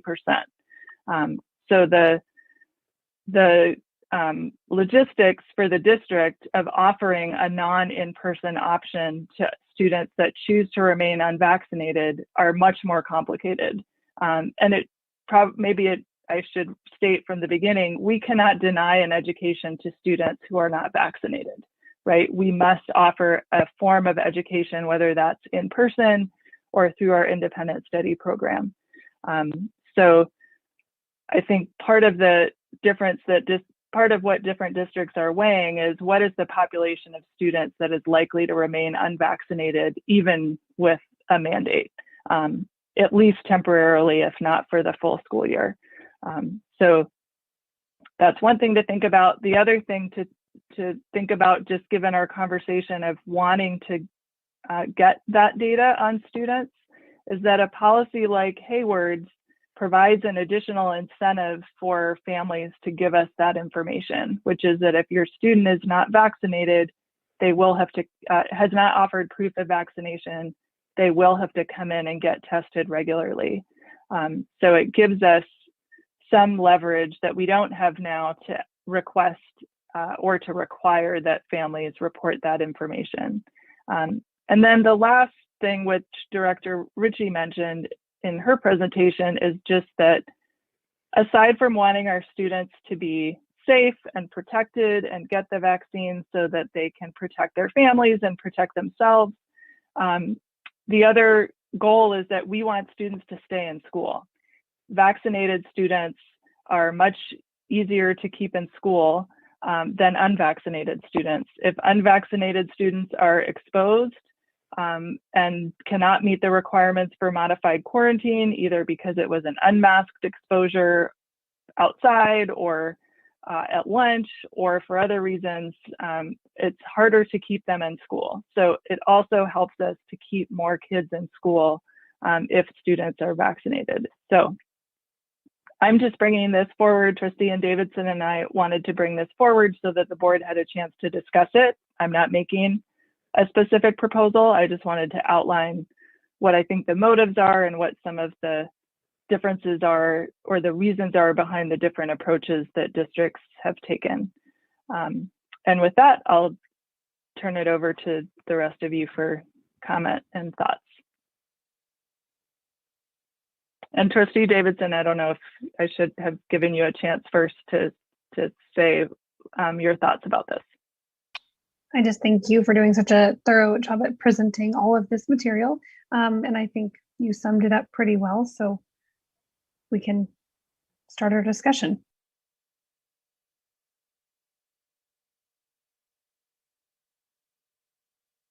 Which I could lead off if everyone wants that. I'll just get us jump started. No silence moments here, Vice President Doss. We're not doing that tonight. So I would support this. I mean, I think it falls in line. In my own mind, I foresee this becoming just the state of California being added into our vaccinations, just like the other ones. So I think it's great if we are just a step ahead. As for the date by which, currently eligible students must be fully vaccinated, do we want to go into details, or do we just want to gauge support first? I think it would be helpful just to gauge support for having such a policy first, maybe.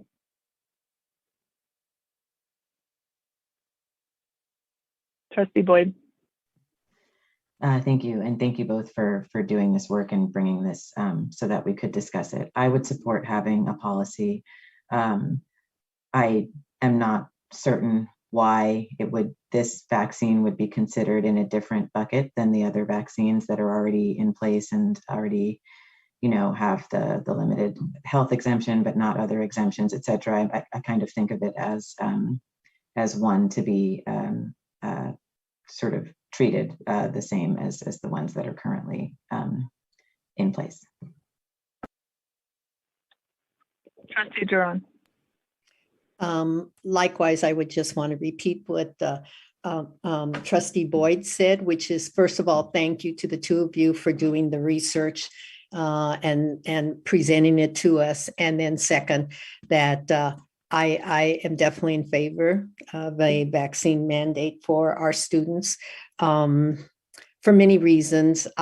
Maybe later on, maybe next time, I would really like us to talk a little bit more in detail about pros and cons, because if we look at the cons, the only ones I can think of that if we would move ahead is, I think the superintendent has expressed it before, and if I misspeak, you can certainly correct me, Superintendent Wells, but the financial, if we would say be sued by a parent, is that worthwhile for us to, is it something we really have to consider? The state could certainly mandate it, and that would take all the pressure off of us. But would we want to proceed anyway? And I definitely would love us to have more discussion about that. But yes, I'm definitely in favor. Trustee Dana. Yeah, just echoing what everyone else said. Great presentation. I learned a lot. I wasn't aware about all the little details that all the districts had and what differed between them. And then also interpersonally, speaking to students, I think a lot of students are in support of this. I've gotten personal DMs on Instagram and other social medias about bringing it to the board, and I saw it was already on the agenda. So I was like, well, you can come attend the board meeting. But yeah, students are definitely, as far as I can tell, in favor of having a vaccine mandate.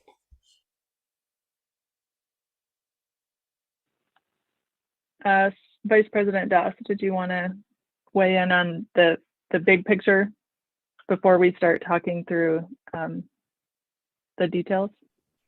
No, I'm happy to dive in and talk about the details and ask questions and really kind of figure things out. My personal kind of opinion on it is that I think we I think we should reverse it. I think that the mandate discussion should be around for the adults and for staff versus the students. Looking at the numbers, to me, and I could be wrong, and that's why I'm hoping we can discuss, but it doesn't look like we really need to mandate the students to go get vaccinated. Every student who's old enough to go, it seems as if they've already went. It's the adults that keep telling me that they're gonna go do more research and making up different excuses as to why they don't want to go get it. But kids are going, and the well, numbers.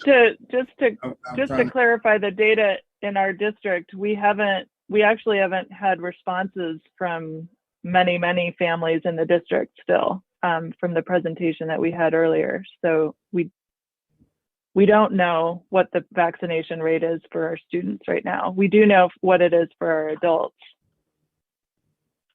I see what you mean.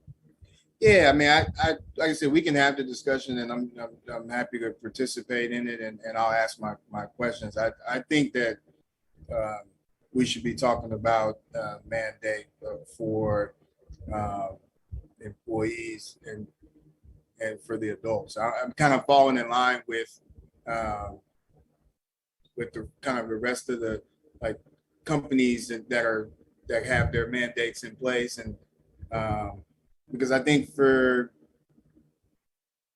so that's my question that I want to ask, and then maybe is how would this mandate play a role in kind of everything else? So like, for example, in order to go to the movies in Alameda County, you have to show that in order to go inside a movie theater, you have to show that you're vaccinated, or you have to have had a negative test within 24 hours of the movie you're going to see. So, and that's like any movie within driving distance of where we are, right? So how does that play a role in this? Is that the reason why all of our athletes would have to be, because they can't go into large rooms in Alameda County unless they're vaccinated? No, I mean, so we haven't made a proposal, so we haven't said anything about whether we want the athletes to have a specifically different mandate or not. Some districts are mandating vaccination or are considering mandating it specifically for athletes. I think because the consequences of somebody being exposed are more immediate. I don't know, I can't speak to that, but we could have that discussion. And just to clarify, we do have a state mandate that school staff must be vaccinated or tested weekly. We don't have anything like that for students right now. So there is a staff mandate, although it looks just like the mandate that Hayward has set for its students, which means that you are either vaccinated or you are tested every week. Okay, Julie, would you mind putting up again the backup so we can look at those 4 bullet points and do the discussion that way?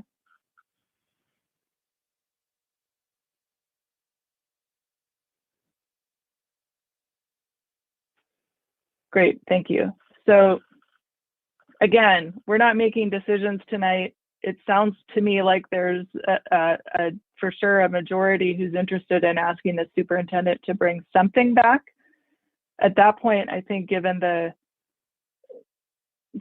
importance of a policy like this, we would want it to go through a couple of different stages before it's finalized. So there will be more opportunity for back and forth and debate. But we need to give him some parameters for what we would like to develop. So I don't know that these need to go in order.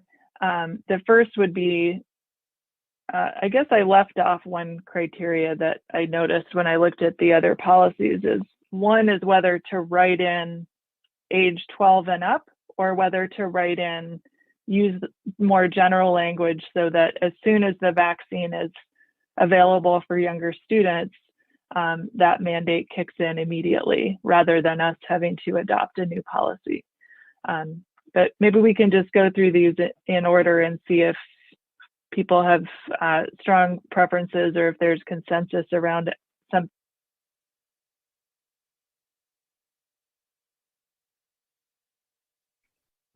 Madam Chair, Sarah Hinckley, we couldn't hear you anymore. Are you still there? I'm still here. Can you hear me now? Yeah, I was going to ask a point of clarification question. Yeah. Are we moving from review and discussion into action now? Absolutely not. We cannot okay. move into action as a board. We're having a discussion about these elements so that we can provide you with some guidance for bringing back a policy for discussion. Got it. Just double checking. Yes, that would be illegal. I intend to get through the night without any law breaking. Well, no, wasn't applying that. I just didn't want us to. No, I know. Blurred lines. That's all. Yes. All right. So let's start with number 1. If there are feelings for how soon we would want such a policy to take effect, or if you want to allow the superintendent to think about that and bring it back. So I'll look for hands if there's anyone who wants to discuss that first point.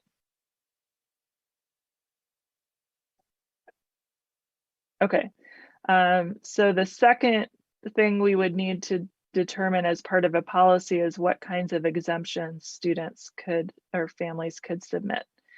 So there's a standard medical exemption under state law, which requires a physician documentation.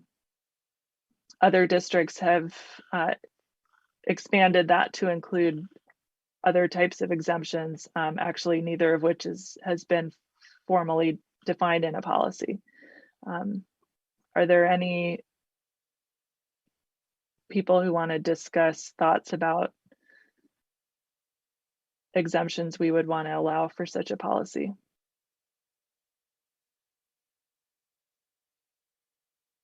Yeah, Trustee Duran.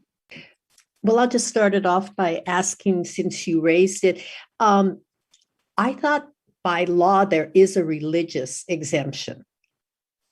So the state law changed, it was either a year or 2 years ago, to no longer permit religious and personal exemptions under state law. There is a sort of grandfather piece built into the law. If you had such an exemption approved before 2016, you can, I don't remember the whole language, but this wouldn't fall. We would need to have a medical exemption that meets the minimum of state law, I believe. Although all of this is a little bit untested, but we are not required to have a religious exemption. Okay, great. From my viewpoint, since we're just discussing, is that, yeah, I would just eliminate the personal and the religious exemptions and just simply include the medical exemption as it is.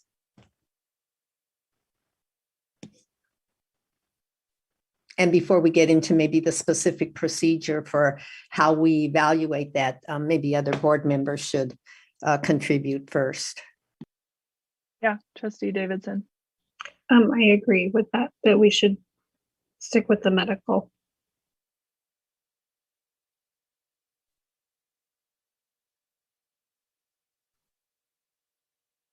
Okay. And again, this is to provide the superintendent with some information as he works to develop a policy. We're not voting on any of this right now. All right, and then 3 and 4 sort of go together, which is, so what happens with students who either submit an eligible exemption or students who are non-compliant, meaning they will not get vaccinated and do not meet the criteria for an exemption. And so, as I said before, the two options that the two paths that districts have taken are, one, that those students are not permitted to attend in person. Students who do not either obtain an exemption or demonstrate proof of vaccination are not allowed to attend in-person school. So in the case of Los Angeles, they're moved into their remote schooling program. In the case of Piedmont, they are moved into the independent study program. In the case of Hayward, and most likely from my assessment of the Berkeley board meeting, those students can continue to attend in-person school if they undergo weekly COVID testing. So that would be similar to the current staff vaccination. So are there comments that can help guide the superintendent on this? Yeah, Trustee Duran. I would say that, what we would really need to look at there is the quality of any independent study program, and would that really meet the needs of our kids? And right now, it does not seem that we could even ever have a similar program of quality on independent studies that we do in our classrooms. So I think that is a major consideration, unlike, say, LA, that has a great number of resources and could certainly provide a much more expanded independent studies than we have. So to me, the issue really focuses in on, for those kids that cannot get vaccinated medically, then they should have a right to education at school with the testing being a component of as a requirement, is my opinion. For the students that meet an exemption, you mean, that meet the requirements for an exemption? Correct. Okay. And then what about for students that don't comply with the policy? They either don't submit proof of vaccination or but they're not exempt. They're just not willing to get vaccinated. And are you saying they're not willing to get vaccinated and they're not willing to get the testing, the regular testing that we would require as the option? Well, that's what we need to discuss is your preference that they would be allowed to get tested and then still go to school? Because some districts are allowing that, other districts are not allowing that as an option. If you're not vaccinated and you're not exempt, you don't go to school, period. Yeah, no, I feel that those kids who have a legitimate exemption should be allowed to do the testing in lieu of, and also noting that Albany, as we say, our community as a whole has a high vaccination rate. So these kids would be outliers in that sense, but as long as there's testing available, and as a requirement, that it would be clearly a requirement for those students. Trustee Boyd. Thank you. I just wanted to be clear on what our policy is for other vaccinations that are required, and there's a medical exemption, but nothing else. If you don't get those vaccinations, you're not permitted to be in school, in physical school. Is that correct? I mean, if you do not get an exemption. Correct. If you don't have a medical exemption and you're just not getting whatever the list of, vaccinations are. Okay, so it would be. I think it would be good to hear from our staff just to clarify. I don't know if that's come up, but if they could clarify how they deal with cases where families don't submit documentation of other required vaccinations or an exemption. Yeah, it's simple. They're not allowed in school because that's a prerequisite under health and safety. And that's how. So would they normally, in the before times, the pre-pandemic, would they have been offered an independent study program or simply not enrolled? Simply not enrolled. This one is clearly black and white and historically foundational practice throughout.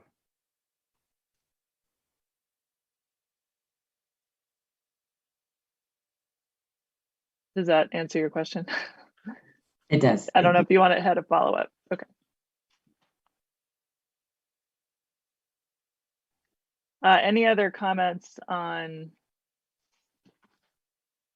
the either 3 or 4? What happens with students who do have approved exemptions, and what happens with kids that simply aren't going to be vaccinated and don't have a medical exemption? Any other comments on that? Okay. I have a question. Sorry. Yeah. Yeah, go ahead. I'm trying to trying to kind of figure out what it will look like for students who aren't able to be vaccinated or decide not to, So I guess I'm trying to figure out what it'll look like. And here's what I'm thinking is because if you opt into independent study, that's just our option and that's what we have, and it can't be expanded. And we've talked about more than once why it can't be expanded, for things like that. And then that's kind of the choice. Now, if you have a student whose doctor medically says they can't receive the vaccine, and then that's no longer a choice. So they're not making a choice to stay home. the choice has been made for them by a medical professional. That's outside of their control. So then at that point, they are in the independent study program. Well, not necessarily. So most Okay. districts, as with our medical exemption, if you have a medical exemption, then you're fine. It's as if you still come to school. So those students can still come. You could still require them to be tested regularly. But the whole idea of the exemption is that you can still come to school. Okay. The only way the group of kids that's I think requires the most sort of trying to figure out what happens to them is kids who, you know, are not vaccinated and don't have a medical exemption. So these, that's the, so, and that group of kids, you know, as Dr. Wells said, if we were talking about any other vaccine, they would simply not be allowed to enroll. Obviously, this is, you know, I think that gets us into different territory. So what other districts have done for that group of kids is put them into independent study or remote learning, or allowed them to come to school, but required them to be tested regularly. What I've heard so far is a request for perhaps some staff information about what would that do to our independent study program. It's a little bit hard to answer this without knowing how many kids we're talking about. But anyway, go ahead, Superintendent Wells. Yeah, it's important to note, and I was just pretty much listening, but I think it was mentioned that to treat these vaccines like all the other required vaccine is not looking at some really big differences. One of which is that the current vaccines are not fully FDA approved, while the other required vaccines that we mandate are. And so that's something for the board to chew on, because that's a big issue. The other part would lead me down potential litigation, which is a closed session item, but it's important to notice the difference between what are currently approved foundational FDA approved vaccines and those that are not. And we're talking about the ones now that is not an FDA fully approved vaccine, just an FYI.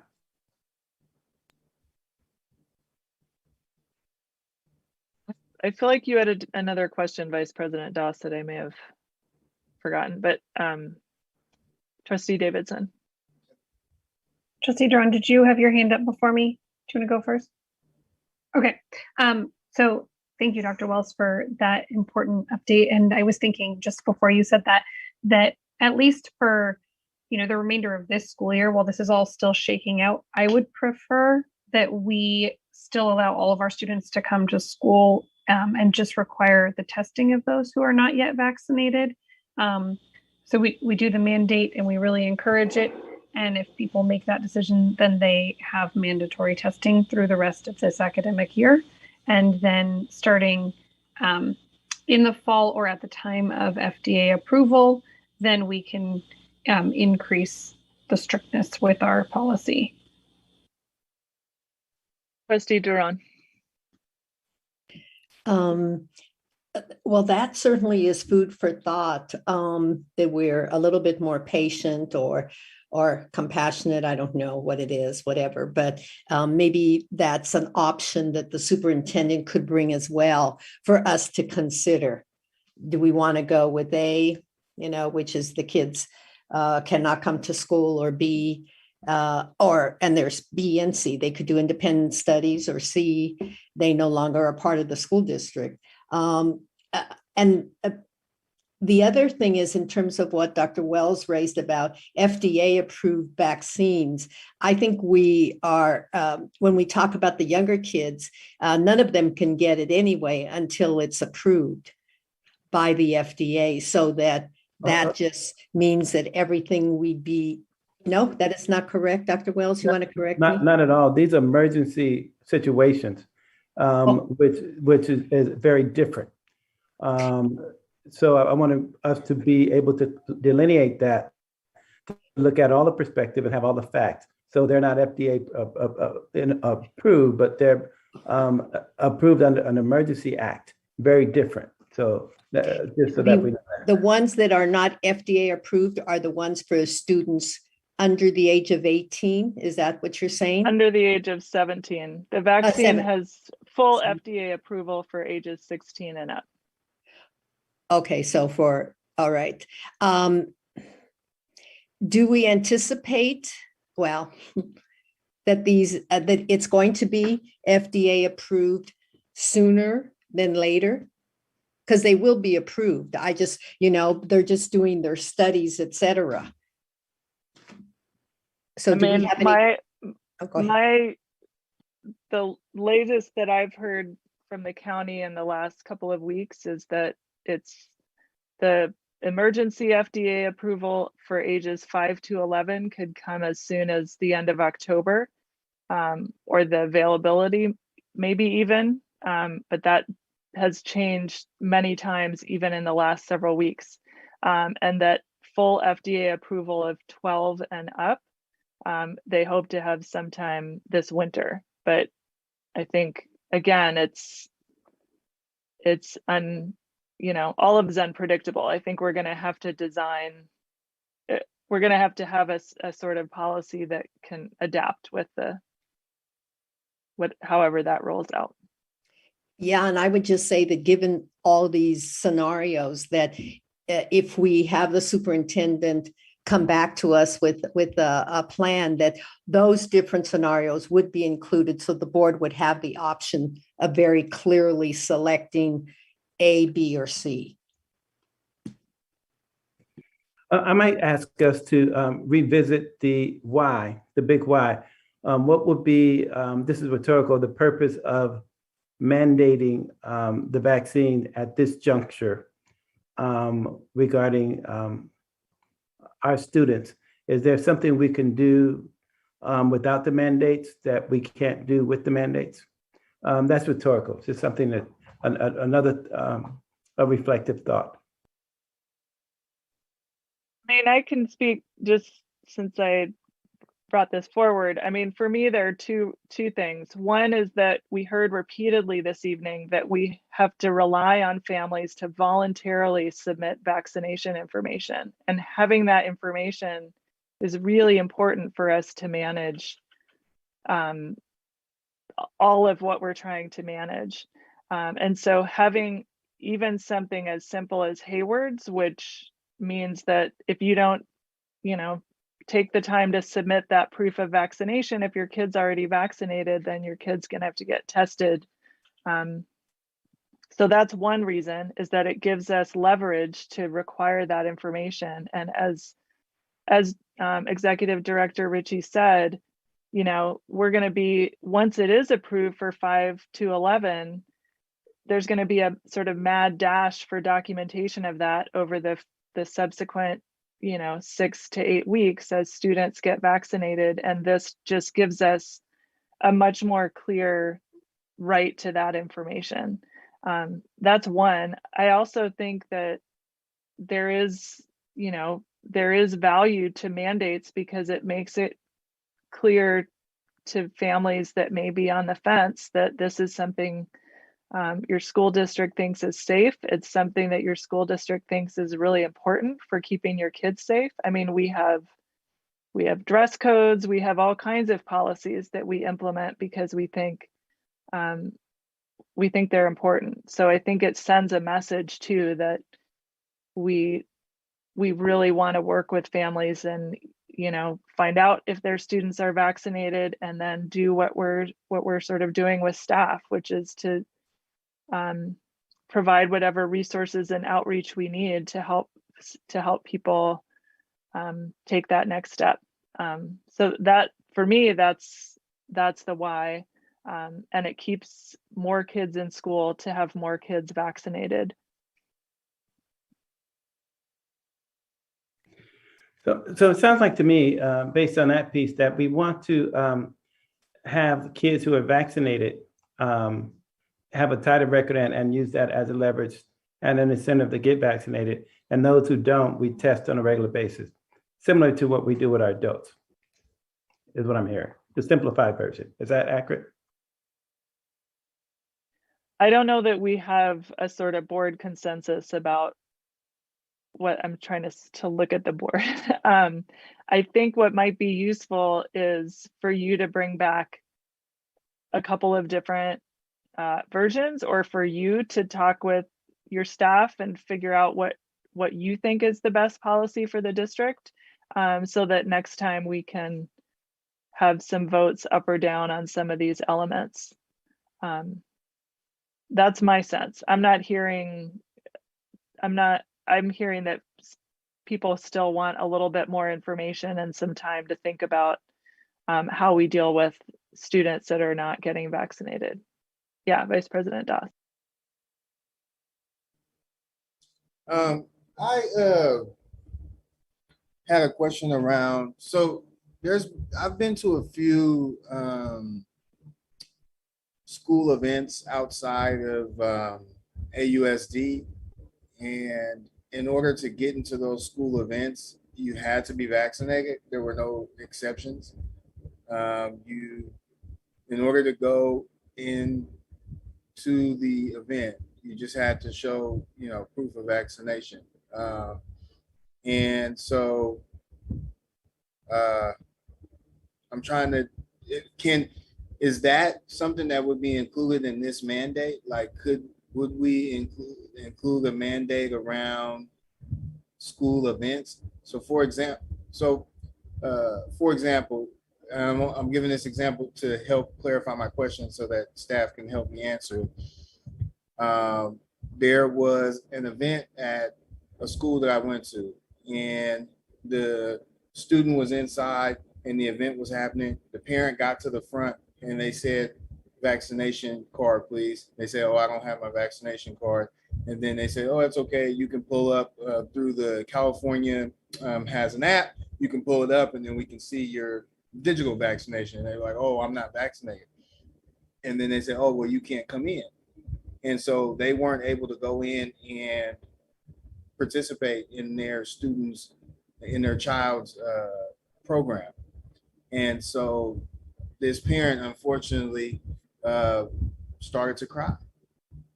And I felt terrible. I felt really bad. And I said, I'm going to go in. I'll go record it for you. Or you can FaceTime and I'll hold my phone and we'll watch the whole thing. I'll record it for you. So the short answer is we haven't talked about tonight a policy that would require vaccination at our events, but some districts have discussed that. But the ending to that story was the parent then left, and as they were leaving said, "I'm gonna go get vaccinated because I don't want to miss any more of my kids' events." So that was not the school forcing that parent to get vaccinated, right? Because there was no mandate to make the parent go get vaccinated. There was only a mandate to keep students safe, and that parent make the decision on their own. Either you can keep missing the stuff or you can go get vaccinated. So I guess, can that be roped into this, or are there rules and regulations that prevent us from doing that? Is it because certain schools can and can't? So I'm hoping to get more clarification on that. I'm not expecting for staff to know the answer to that right now, but I just wanted to give that whole story so that we can get a follow-up, because if it is possible to include that into this mandate or into this discussion, then I would like to include something like that as we move forward. Thank you.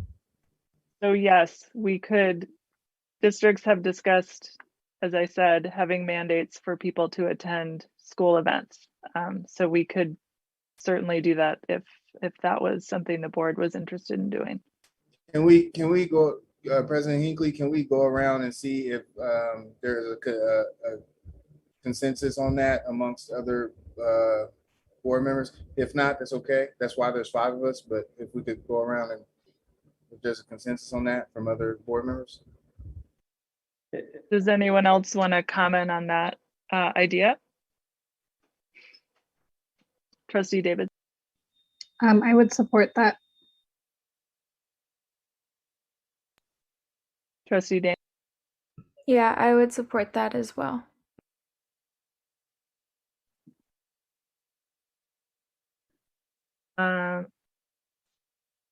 All right, I'm just sorry, I'm trying to decide when to move to public comment. Are there any other board comments that you want to make before we move to the public? Yeah, Trustee Duran.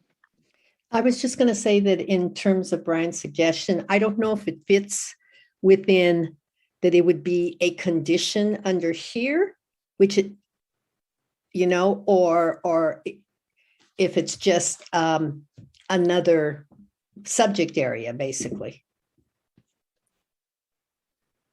And whether it could be part of the same policy? Yes.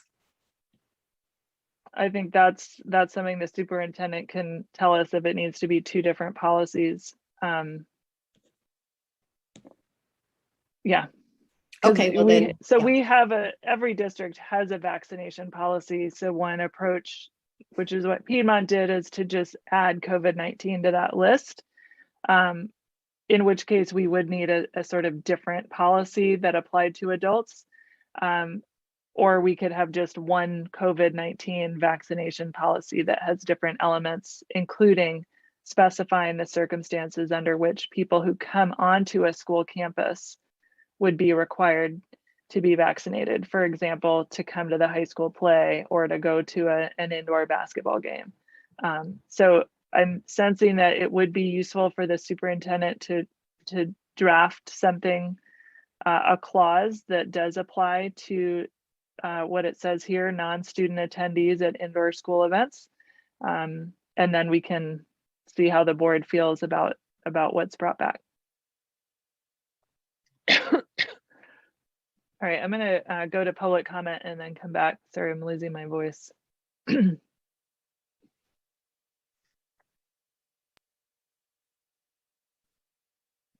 Thank you.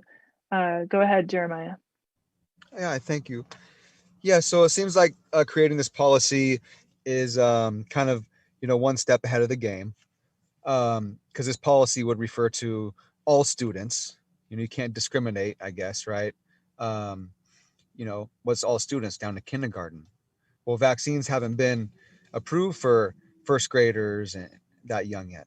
So how could you make a policy when vaccinations haven't even been approved yet for these people? So we're a little early on this policy, but it's good to have some discussion, right? Now, the whole thing about the religion, how you're taking that out, I kind of disagree with that because, or just personal choice. If you don't want the vaccine, why should you have to be forced to do it, in order to attend a basketball game or something? It's freedom of choice. And now that you're taking religion out of it, that's kind of discrimination. I thought it's kind of unconstitutional in a way. And if you make this policy, let's say you have parents that don't want their kids to get vaccinated. And how much funding are you going to get if these kids don't go to school because you won't let them? And they can only have a medical excuse. Well, that's wrong, I think. What if you're just taking a personal choice? This is the government, taking all our freedoms away from us, making us do things, forcing us to do things against our freedom, against our will.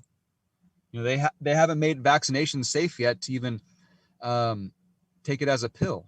It has to be a shot. It has to be painful. We're forcing our kids into pain. It's not right. Thank you. Mariam. Hi. Hard to fit in what I want to say in 2 minutes because now there's a lot of topics. So I'm just going to try to go fast. My first comment was to address the issue of this is a public health matter and what to do for people with medical exemptions. I do think that this will become easier over time. In my physicians groups, I've been watching people talk about their own medical exemptions for the vaccine. For example, if someone had their first or second dose of an mRNA vaccine and got myocarditis, then they were told by their doctor that they shouldn't get subsequent mRNA vaccines because myocarditis is risky. but that person could still get a different kind of vaccine, just not the mRNA vaccine. And so what I think the issue is there are some people who are allergic to some of the ingredients in the mRNA vaccines, but they can still get the non-mRNA vaccines. So I think right now we're in a bind while we're waiting for more vaccines to get approved for children. And so it might be better in this time to offer testing for those who are medically exempt.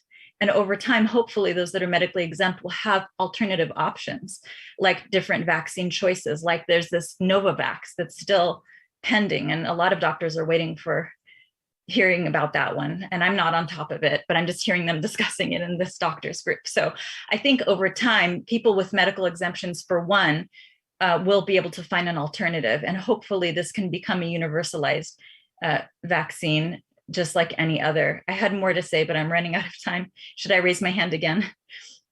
Let's see, I don't know. There'll be many opportunities for us to discuss this policy as it develops. Okay. Yolanka.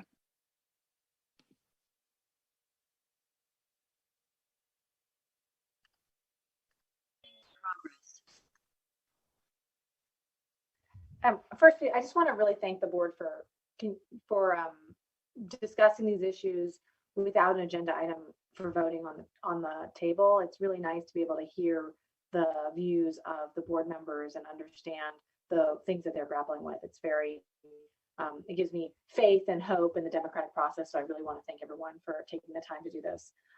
Like virtually everybody in Albany, I'm very pro-vaccination, and I think that that's evident in the numbers in Albany. The kids, the adults are heavily vaxxed. So this is an interesting topic in light of the high vaccination rates. My personal goal is to keep our classes open and our schools open and get us fully back to normal, so we don't have to worry about all these details like a public health department and can get back to educating our kids. I personally believe the same way that Trustee Boyd and Duran believe.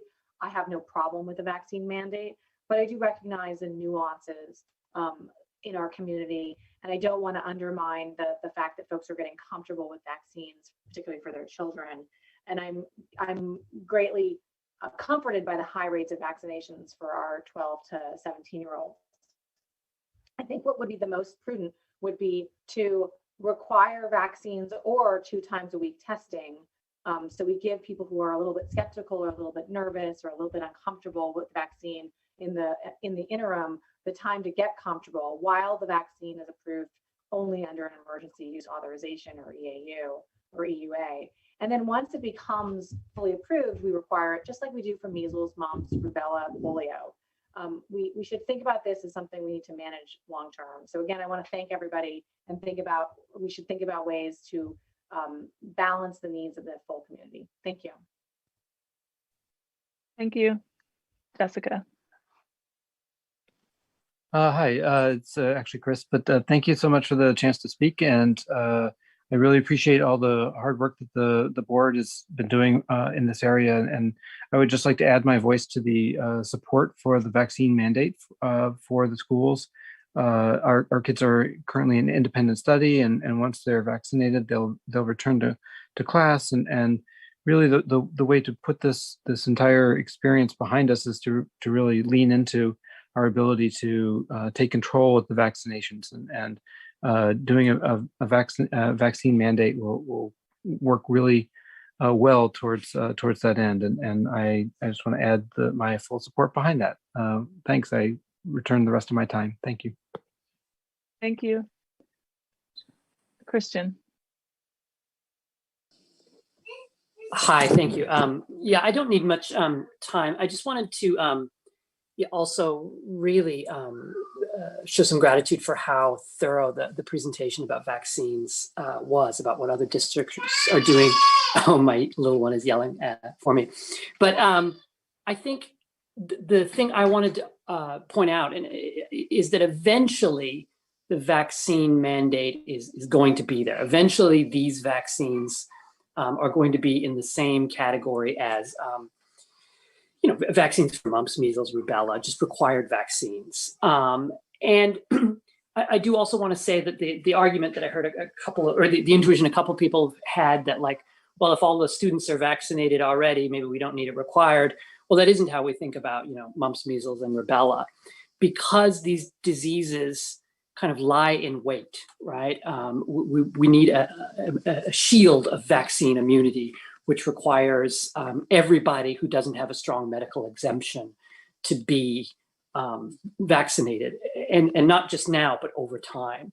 That said, I think because some of the vaccines have emergency use authorization, because parents are still getting comfortable with the idea of vaccinating kids, a kind of phased in plan does make sense to me, where you'd start by saying the mandate is merely you have to get vaccinated or tested. And then eventually you could have a full kind of more Piedmont plan. That seems to me to be a very good thing. The question is just the timing. Like, do you move to the Piedmont strategy within a couple of months, within the school year, or do you wait longer than that? Anyways, thank you. Thank you. I see no other public comments. So board, are there other comments you want to make? And then I'll try to summarize what we'd like to do the next time that we discuss this.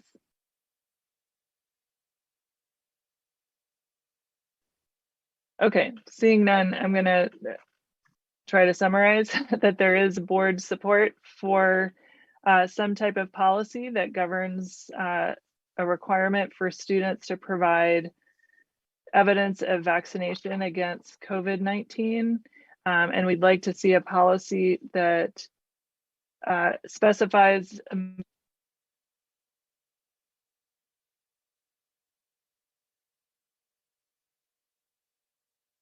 We lost you, Sarah. You have no sound right now.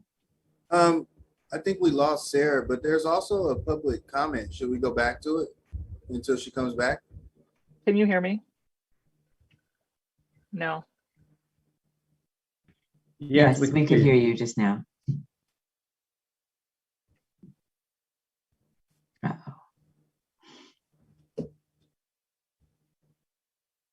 I think we lost her again. Julie, can we go to the public comment? Wait, I think I'm back. Okay, there is another public comment while I fix my computer. Go ahead, Jacob. Yeah, thank you very much for having this discussion tonight. I just wanted to share a couple observations I have. The first one regarding the exemptions. I could be wrong, but it sounded like you guys are trying to waive the religious exemption, and that's quite concerning to me. I don't know the whole law around it. It sounded like you said the law might have changed a couple of years ago, but this is very serious. I think this is a decision that should be made between the parents, their children, and their doctor. I know you had you had a slide up earlier about some other neighboring districts, and I watched the open school board meeting the other night, and I don't think it's policy yet. It was a resolution, but they do have an exemption for medical and for religious. And also, I think there was also a personal exemption. And the way it was explained is that if the parents actually spoke to a doctor, and I think they were going to try to encourage them to do that or even help them speak to a doctor. And if they still decide after that they don't want to have their children vaxxed, that also counted as an exemption. And if this was something that was done by the state, that would be a different thing. But the school board has a lot of responsibilities, but I'm not quite sure this is a responsibility that they should be taking on. I think it's really something that's important for the family and the children to talk about, and to hear that if they chose not to get vaxxed, they might not be able to come to in-person learning.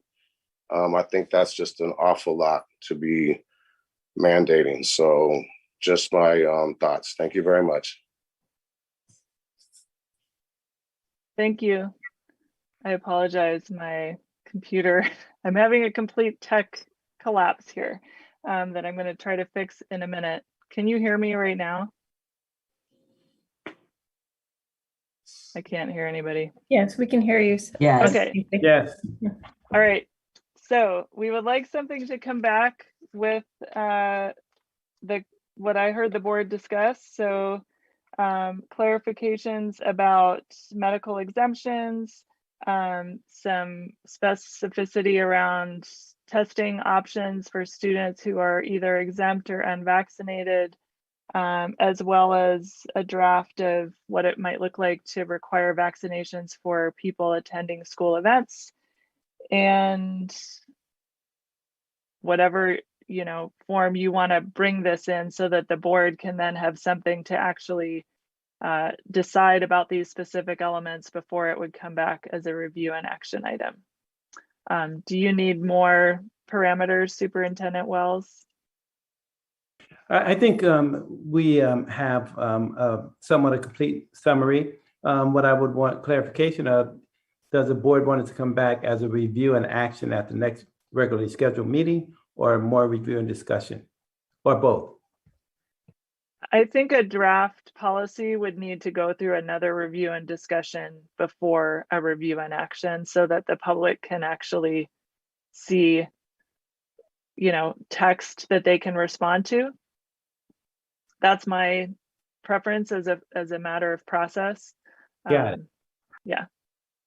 I mean, that still means we could have an adopted policy in a month and we can adjust the time frame, but now families can be thinking about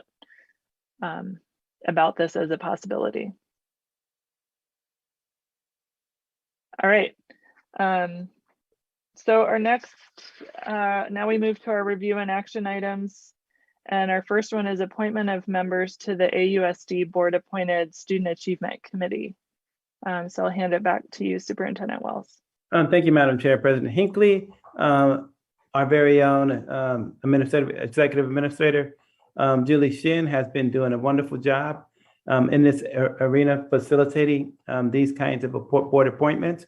And I'm going to ask her, because she does such a good job doing this, the consequence of that is for her to facilitate this one tonight.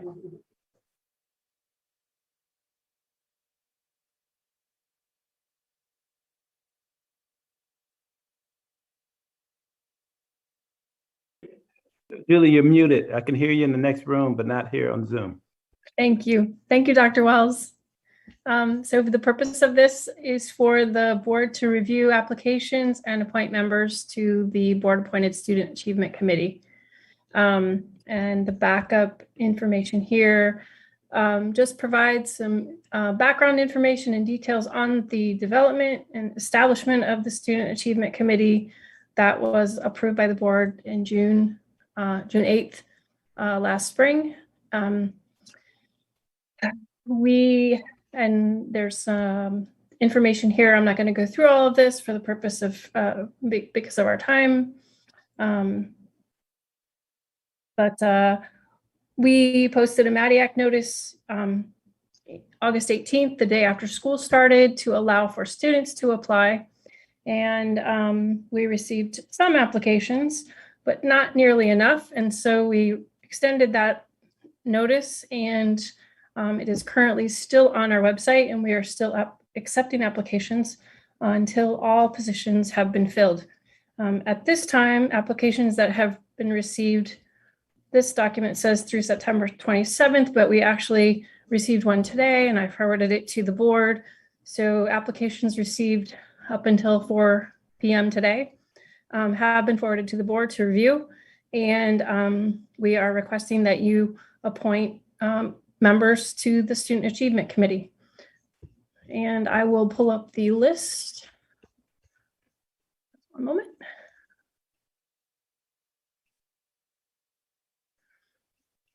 So this document here shows on this column, the composition of the committee. We're requesting 7 teachers, Albany Teachers Association representatives, 2 elementary, 2 secondary, 1 from English learners, 1 intervention, 1 special ed. And then we added an other category. Then we have 7 to 10 parents representing community groups, or parents not representing community groups can apply.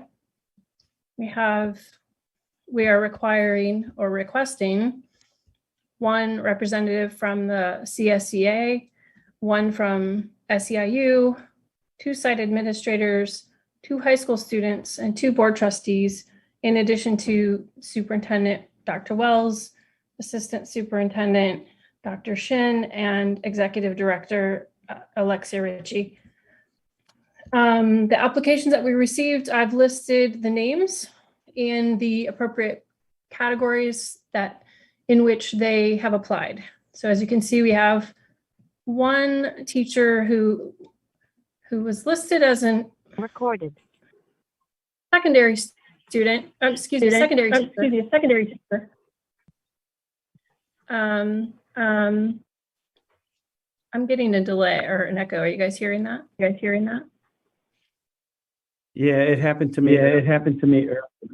Okay. And then eventually goes away.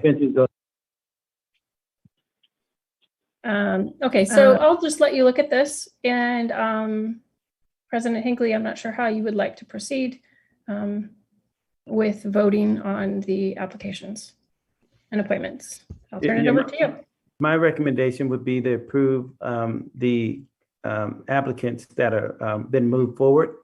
And that way we can start our meeting as soon as next month. And I think once the meetings are up and running, we will continue to recruit more folks to fill up the empty spots. So I'd like the board to discuss that idea.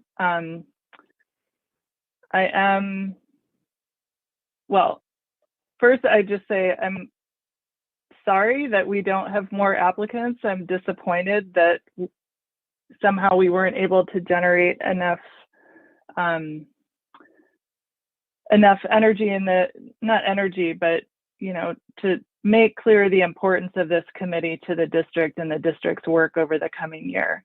So I do think we need to talk a little bit about that tonight and how we can make sure that we build out a committee that's really going to be able to grapple with what my sense is the board and superintendent think is the biggest issue this district is facing, which is a persistent achievement gap or opportunity gap. Whatever you want to call it, I think we understand that we have some challenges to deal with. So I would love to see this grid completely filled out so that we have to make those kinds of difficult decisions that we usually have to make. And I really appreciate people who did apply.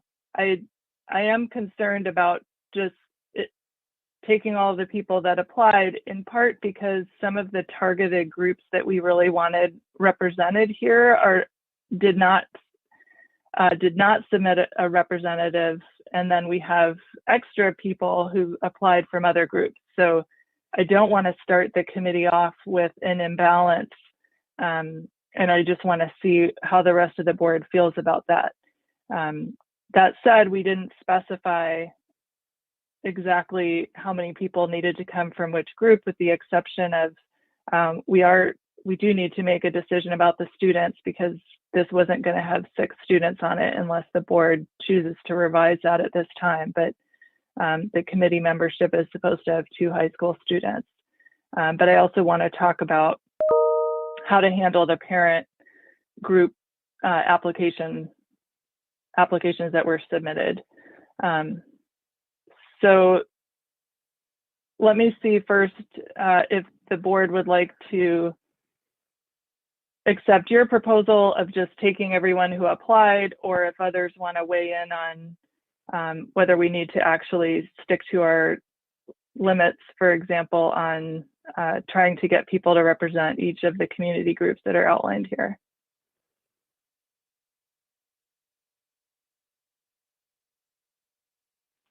I don't know whose hand went up first. Vice President Doss. Trustee Durham's hand was up first. Okay. Actually, I was rather dismayed too when I did not see bunches and bunches of parents and other people applying, staff as well, because as you said, President Hinckley, this is such a key committee. However, after thinking about it, I said, we have what we have. And I really don't mind starting it off with all the folks that have indicated an interest in this. And as we go, because at this point, we're really talking about 19 individuals, and we had talked up to 25, and that includes the 2 board members as well. So I just felt that these were folks that indicated an interest and would be willing to serve. And I think along the way, we could add several more. We still have the option to add several more that would come from other representative groups as well. So I agree with the superintendent, and I would be willing to vote tonight on all of these folks being part of the committee. Vice President Doss.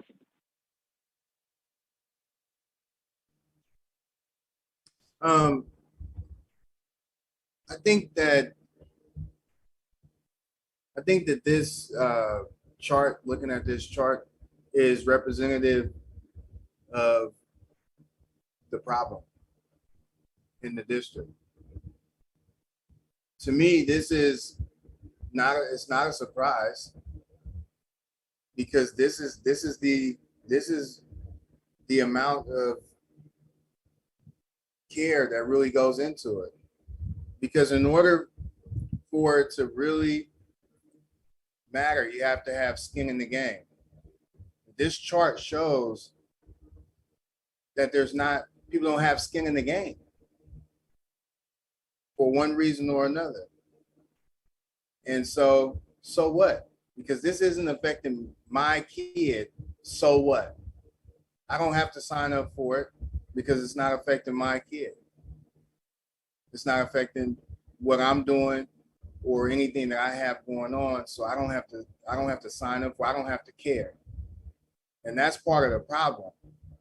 Because if we put a resolution on the board right now that said we're gonna paint Ocean View purple, 500 parents would log on to this thing and tell us all about how to do our job and tell us why it can't be purple.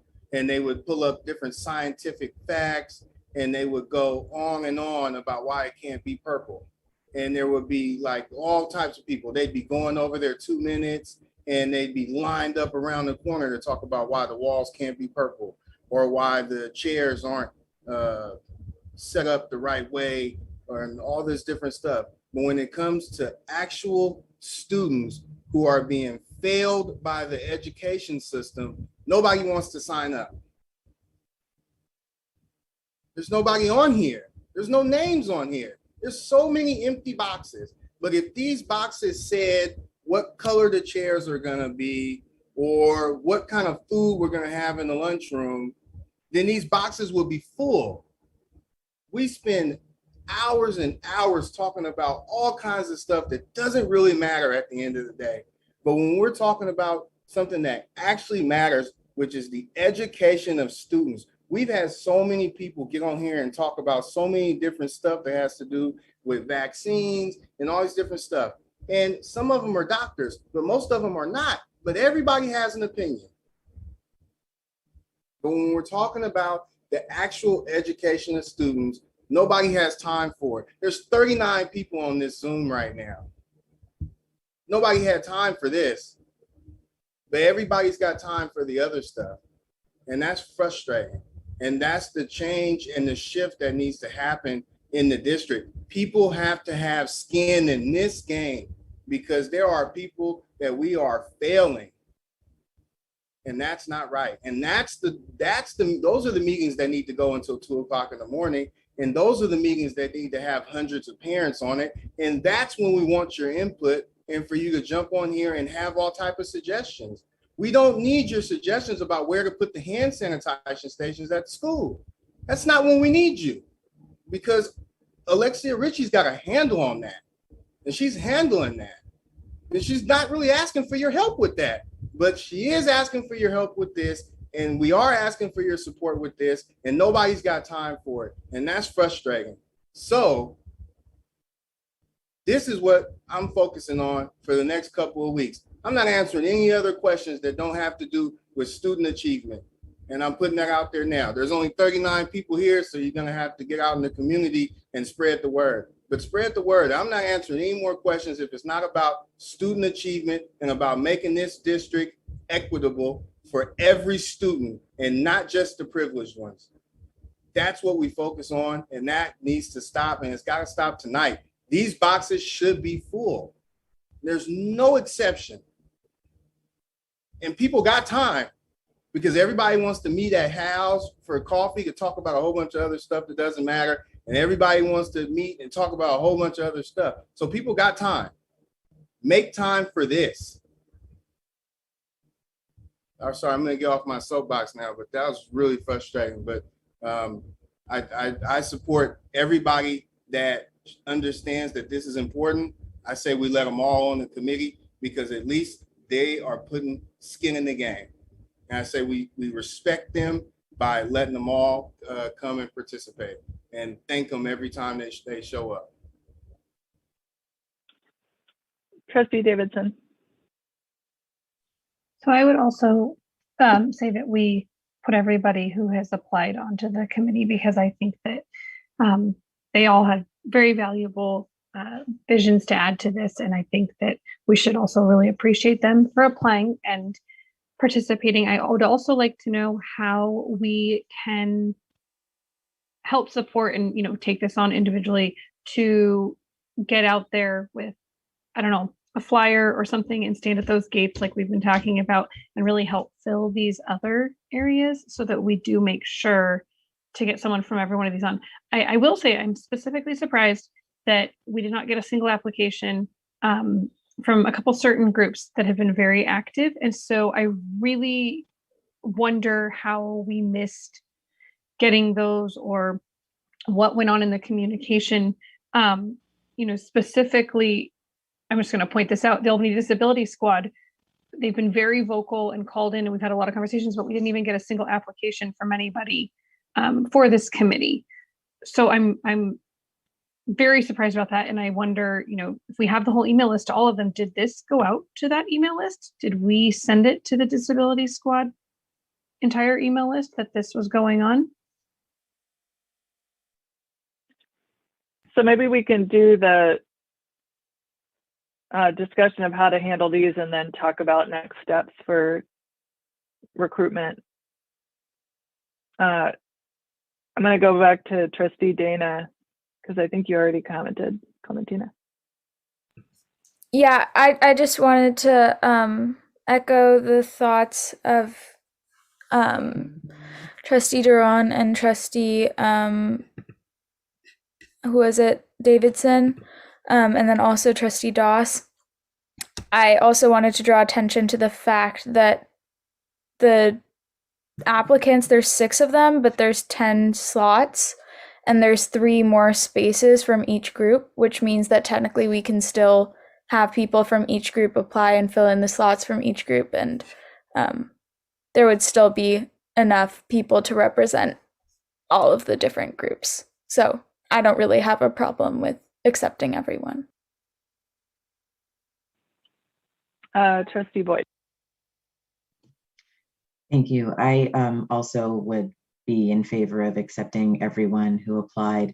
The one thing that I would say is, and I'm not sure exactly what the ideal number or the range for the number of people on the committee was set at, but just maybe, I don't know, kind of keeping this chart in mind or something. We certainly wouldn't, or I personally wouldn't want us to end up in a situation where if other folks from the different unrepresented groups wanted to be a part of the committee, that they would be, you know, kind of, that we would have reached a maximum size on the committee and they wouldn't be able to participate. So maybe just some kind of understanding of, you know, people are alternates, or like if there ever does become a problem with, you know, with letting all of the applications in, that priority perhaps would be given to those representing groups that have no representation. Oh, and also I know we're going to talk about this after, but I would definitely support a more concerted effort to make sure that we're specifically targeting the various groups, just to make sure that we've done everything we can to try to get them represented in the committee. Trustee Duran. I didn't want to speculate on why folks didn't fill up this committee chart. But, you know, I did reach out to a special education parent, and there was no response. And I would have to say that maybe, I mean, no, I don't even think I want to go there because it is speculation. I have my personal feelings about why people might not have applied, but I'll keep it there personal to myself. But I think that I think we should go with what is, and I think this is going to be a great committee. And my perspective is we will get people who want to be on this committee once we get going and it's really clear about what's going on. So I'm enthusiastic about just moving with what we have. As we say, we can't force parents to get vaccination shots. Well, we certainly can't force them to participate. And I think that we can work with, I mean, I think, you know, we maybe are blinding ourselves into a box where we're just looking at, well, this is what a committee does, and you have to have this and you have to have that. I think we can be very creative in this group, and for example, as individuals, we could be representatives to reach out to different parts of the community. So I don't think we're locked into how we even reach out to the community in terms of getting input from everybody. So I'm just excited that we get going and not keep going around in circles. Thank you.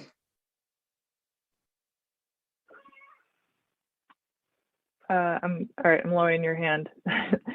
All right, I see no other board hands. So I'm hearing a board consensus about adopting or approving the whole slate, which we can do as a motion and then talk about next steps. President Higley, do you mind? What's up? I'm sorry. I did want to point out that we do need to vote on 2 board trustees for this committee as well. We already did in the previous, Oh, you did? when we did all the committee appointments. Yeah. Thank you. I missed that. Okay. I'll go back to There are a those. lot of committees. Yeah. Thank you. And I couldn't swear on a Bible and tell you who they are, but hopefully the 2 of them know who they are. Trustee Duran, and who's the other one? Vice President Doss. Okay. Thank you. I'll fill that in. Great. We also have a public comment. Oh, thank you. Go ahead. Well, let me give Julie a chance.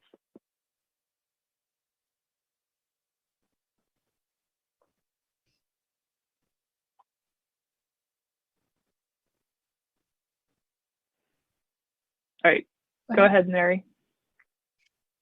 Hi, board. Thank you for taking my comment. I'd like to address the part of the comments that Vice President Doss and some other members of the board made just now.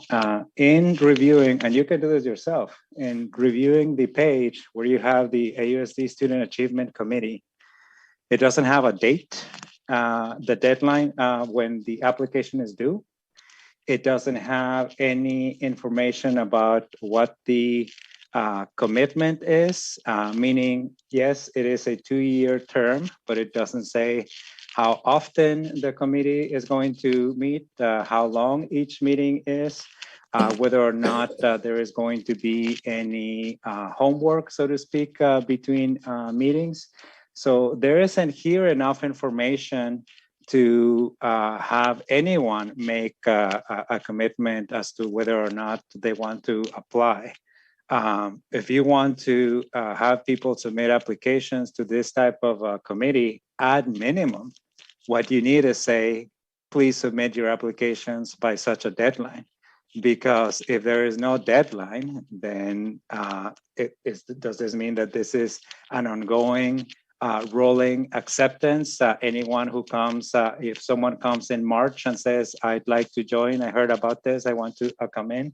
Anyone who comes in June and says, I want to join too, they can come in. It's just like any other deadline. You have a student on the board who has to submit an application to college. they are more likely to submit it when there is a deadline attached to it and not when there is a rolling enrollment. So please keep that in mind when you make calls for these kinds of commitments. Thank you. Thank you. Sorry, Zoom. All right, I don't see any more public comment. So we do need to make a motion to approve, to just generally approve all of the applicants who were on today's spreadsheet. And then I would like to facilitate a conversation about what we do next. Trustee Duran. I move that we approve the appointments of all these individuals who applied for our Student Achievement Committee, to that committee rather. I second that.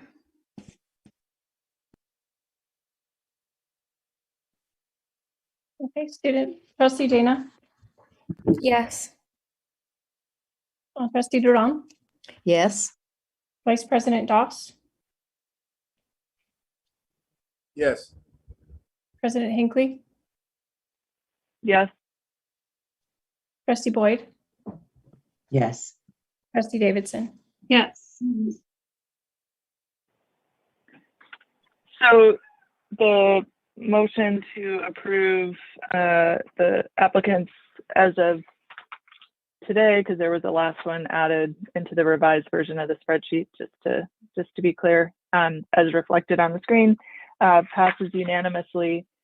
So I guess I have a couple concerns which have already been raised. One is, I don't want the fact that we're going to start meeting remove the impetus to do much bigger push and a much clearer process to get more people on this. So that was part of my hesitation about just moving forward with this list, is that I would like to be clear, and it sounds like other board members want to make sure that staff continue to work to get the word out in more, following some of the comments that were just made about deadlines and mission and time commitment and so forth, so that we don't sort of sit back and not recruit more people. So maybe we can see if there are other board suggestions for how we do that to build the committee out. The second thing I'd like to ask the superintendent about is, I personally feel like these conversations really, really need to involve teachers. That teachers are in the classroom with our kids. Teachers are the ones that see how students are progressing and can help us better understand why some of these achievement gaps persist. And so I'd also like to hear about what the plan is for getting teachers involved in this conversation, because I think that's really important. And I think that a lot of our efforts, including many of the conversations we've had on the Special Education Advisory Committee, are that we really need the district to make it possible and rewarding for teachers to participate in these conversations. And so I'd like to hear about how you think we could try to make that happen, so that this committee is more balanced between district office staff, parents, students, and teachers, people in the classroom. Great, I'd like to respond to that. Yeah, thank you for that. I just want to remind people a couple of things. One, unlike our superintendent committee, where we had over 50 people before it became when it was a task force, before it became a committee, we were able to do that in a different climate. When we opened schools and we just put this out the way we put it out, all the others out, doing the transition of teachers getting reacclimated, kids getting reacclimated, people who had just been busy and overwhelmed.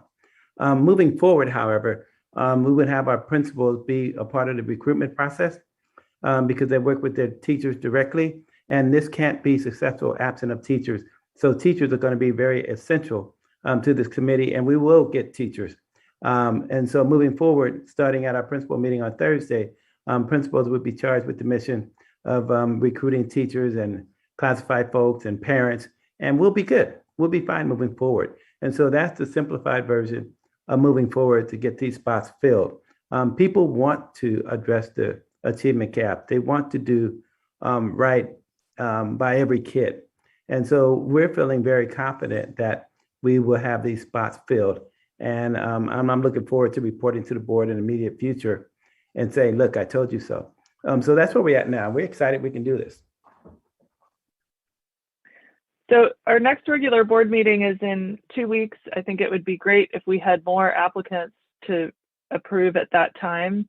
I've heard a couple of suggestions from board members and others about how we might try to get more. I hear your plan for the teachers. That sounds great. For getting folks from the community, I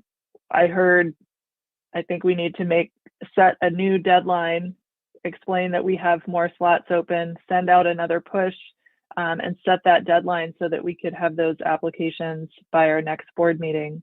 I also heard one trustee suggest that we again send this out to our groups, including the disability squad and the other parent engagement groups identified there. Are there any other things board members want to ask the superintendent to do to try to expand the number of parents who apply, or community members, I should say? And while you're thinking, just for the record, just some facts. And I know her board hears lots of stuff, and it's safe to assume they're accurate. But let me tell you, our first initial rollout, we had dates and timeline. On the following rollout, I think we had a rolling deadline. But we'll go back and revisit to make sure we have all essential components on this application round. Just an FYI. Great, thank you. All right, there is one last public comment before I move to our next action item from Samantha. I just have a quick question, which is, what would happen if more people did apply for the positions? Like, would we have to do a voting? Like, would we have to vote again and would the positions change? So these appointments that were just approved, because they're a 2-year term, so these would not be undone. But anybody else who applies would need to be voted on by the board. And I heard trustees say, if we get to a point where there are a lot of applications, for example, in another category, that we would need to figure out how to prioritize applicants from some of those representative groups that we didn't have applicants from yet. But anyone who was approved to the committee is on the committee and will stay there for that 2-year term. Thank you. Great, thank you.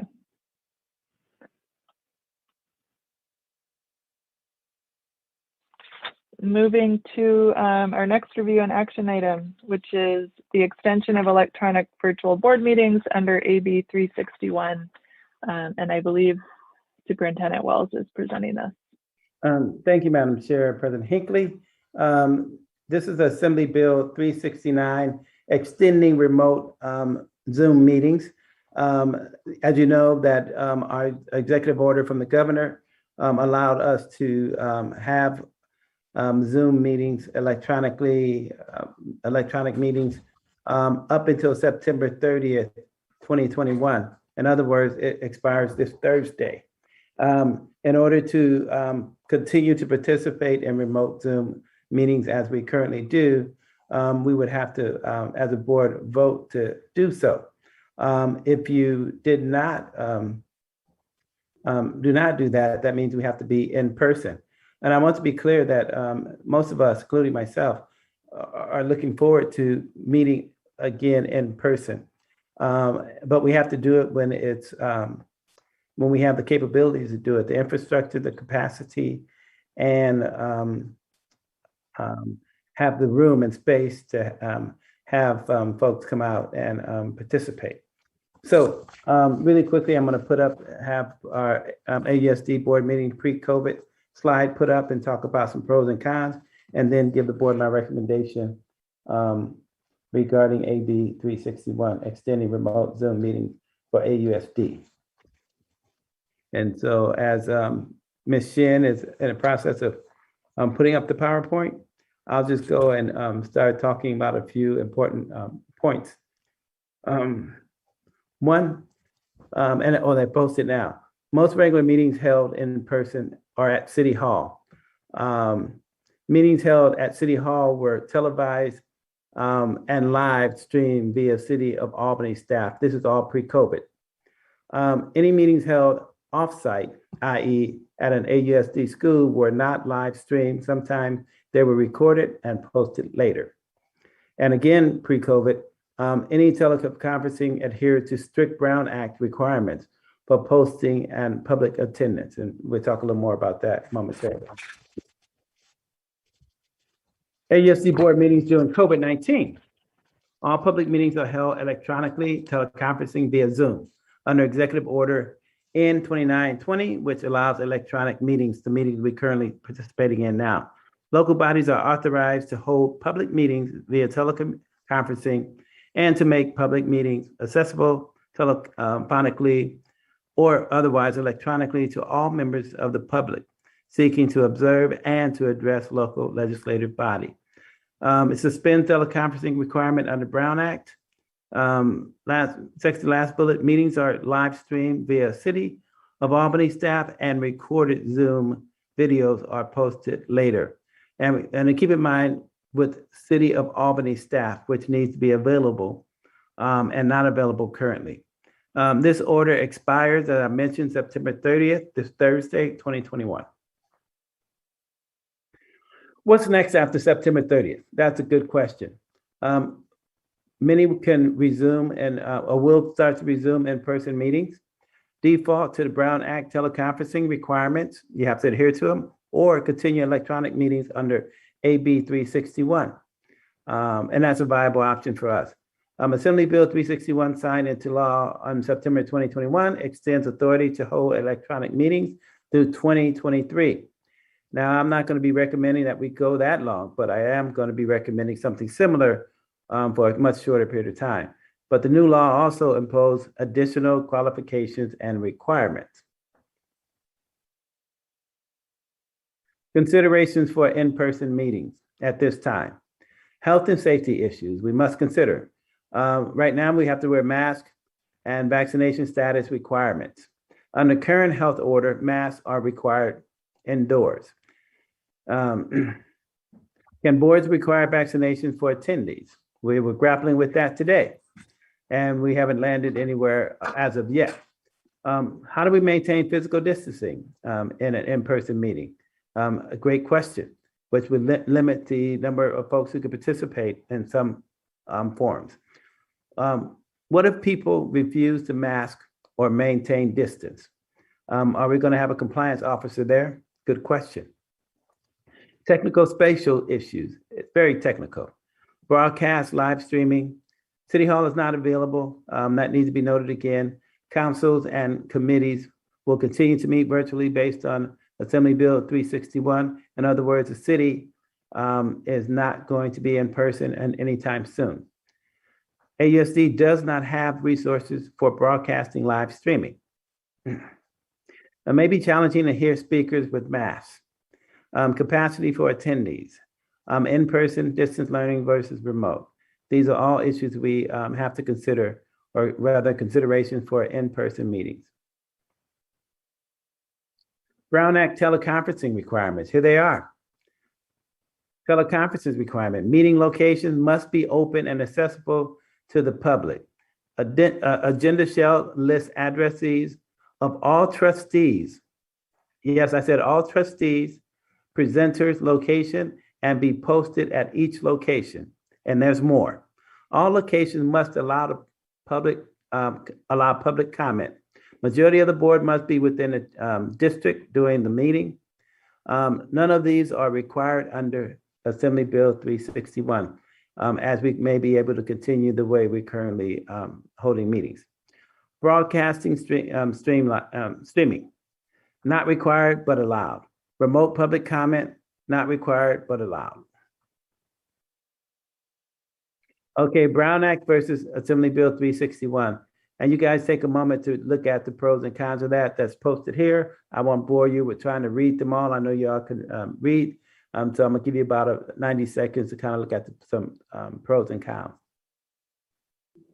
Comparison rather, not pros and cons, some comparisons.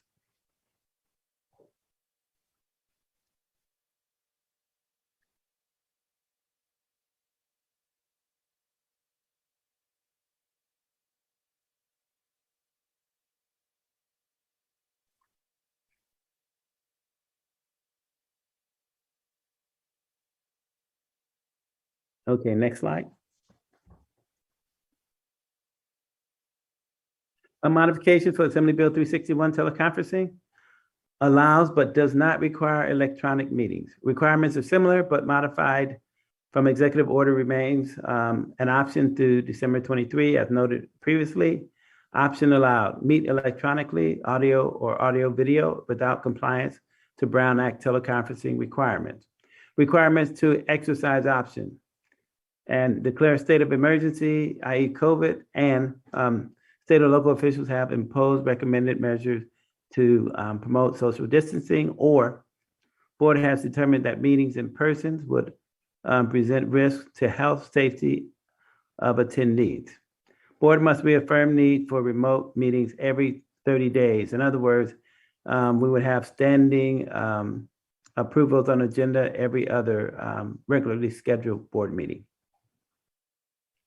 Next slide. Board actions required tonight regarding October meetings. Options: in-person meetings with reduced capacity and no recordings.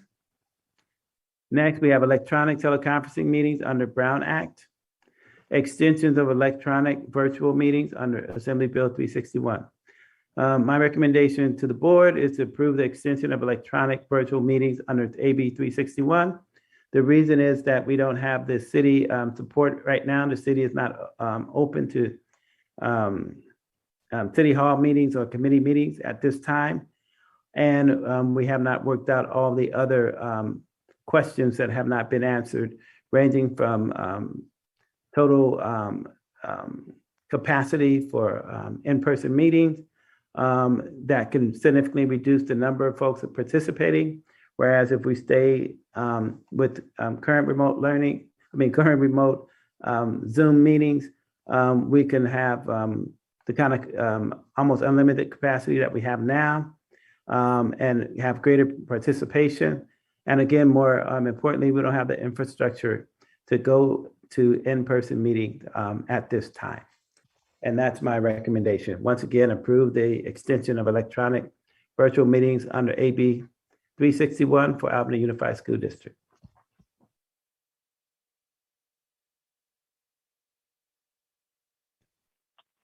Thank you very much for that presentation. Any questions, board?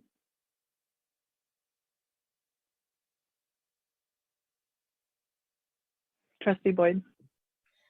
Thank you. Just one question, and I apologize, Dr. Wells, because I'm sure you said this clearly during your presentation, but if we go with what you're recommending, is that the scenario where we would need to continually reapprove that extension every other meeting, I think you referred to? That's correct. Thank you. Vice President Doss. Yeah, so I know we moved to the virtual meetings just because of COVID and want everybody to remain safe. And I guess my question is, are we remaining remote? Is it more like logistic? And it's logistically we can't pull it off versus safety. And the reason why I'm asking is because if that is the case, I want to make that clear, to the community because everybody else is in person and they are going. And when I say everybody else, I'm talking about district district wide, our district staff, they're going in every day and working and doing all these, amazing things. And, our students are going in every day. And so, but City Hall is still closed and nobody is going in there. And that is where we hold our meetings. And that is the way that we would be able to, broadcast out to the public and still, allow for people, things like that. So is it strictly for like a logistic? And then if that is the case, are we putting plans in place for that to no longer be the case? Like, so can we work towards having the ability to just host our own meetings and not having to use City Hall? Because I don't really like the idea of not being able to do our meetings based on that, especially since everybody else is in person. So are we working towards that? And then also I do like the idea of the way the meetings are now. It does allow for more people to participate. So I would want to have something in place to where we don't lose that. People aren't able to come to the meeting, but they still want to participate. So still having the option to come in via Zoom if that's what you would like to do, just because it will allow more people to access the information and to participate, but then also having the in-person option because I think that that's important as well. So are we working towards that? Do we have any ideas of how that would look? Or Trustee Vice President Doss, I have 3 questions you have. One is it because of the logistics? Most of it is the overwhelming logistics. You're absolutely right. You hit the nail on the head on that one. And 2, yes, we will be working towards getting us in-person meetings moving forward, hopefully sometime soon. I mean, it won't be in the next 30 days. I want to guarantee you that. And then moving forward, can we have a hybrid approach? And that would be a decision for the board to make. And if the board wants that, that's the direction in which we can go. Okay, so then my last kind of follow-up question is, can we discuss as a board and pick a target date as to when we would have in-person meetings? I'd like to have a date in place and not just leave it kind of up in the air. And can we see some type of information or write-up around what our limitations are and how we can go about eliminating those roadblocks? I think what Vice President Doss is asking, or the original question is, we can't control when City Hall is open. So we can't set a date by which we want to get into City Hall, although we could issue some sort of letter asking them to let us in by that date. Ultimately, that they control that venue. But I think what you were trying to get at is the superintendent working on setting up another venue that we could control the opening date for? And if so, what would that involve? And could we set a date for that? Which I think is also a board discussion, because there are it would take some resources to set that up. But Superintendent Wells, maybe you could answer what that part of the question about what would be involved if we wanted to set up a venue that we did have control over to be able to do all of these different things: streaming, live streaming, video commenting, in-person attendee accommodation, et cetera. And whether you're thinking about that or whether you're not. Yeah, we are, as a staff, we're thinking about that. We think we need to be independent, and we should not be dependent on whether or not City Hall is open or closed. And that shouldn't determine how we, or whether or not we do business. And so we are looking at, when we get additional resources in the immediate future, having the capacity to do this independent of City Hall and at other locations, i.e. one of our school sites or several school sites. And one way to build that capacity, we're in the process of securing 2 additional technology personnel. That's going to give us a big boost that can help us do the live streaming and other things. But at this time, we just don't have the capacity. In the immediate future, we will.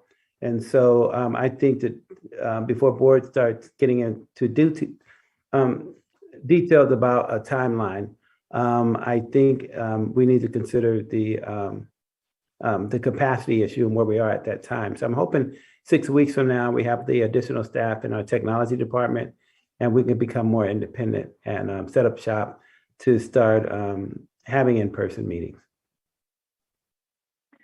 So we have to have this action item again in a month anyway. So maybe we could get a new timeline update at that time.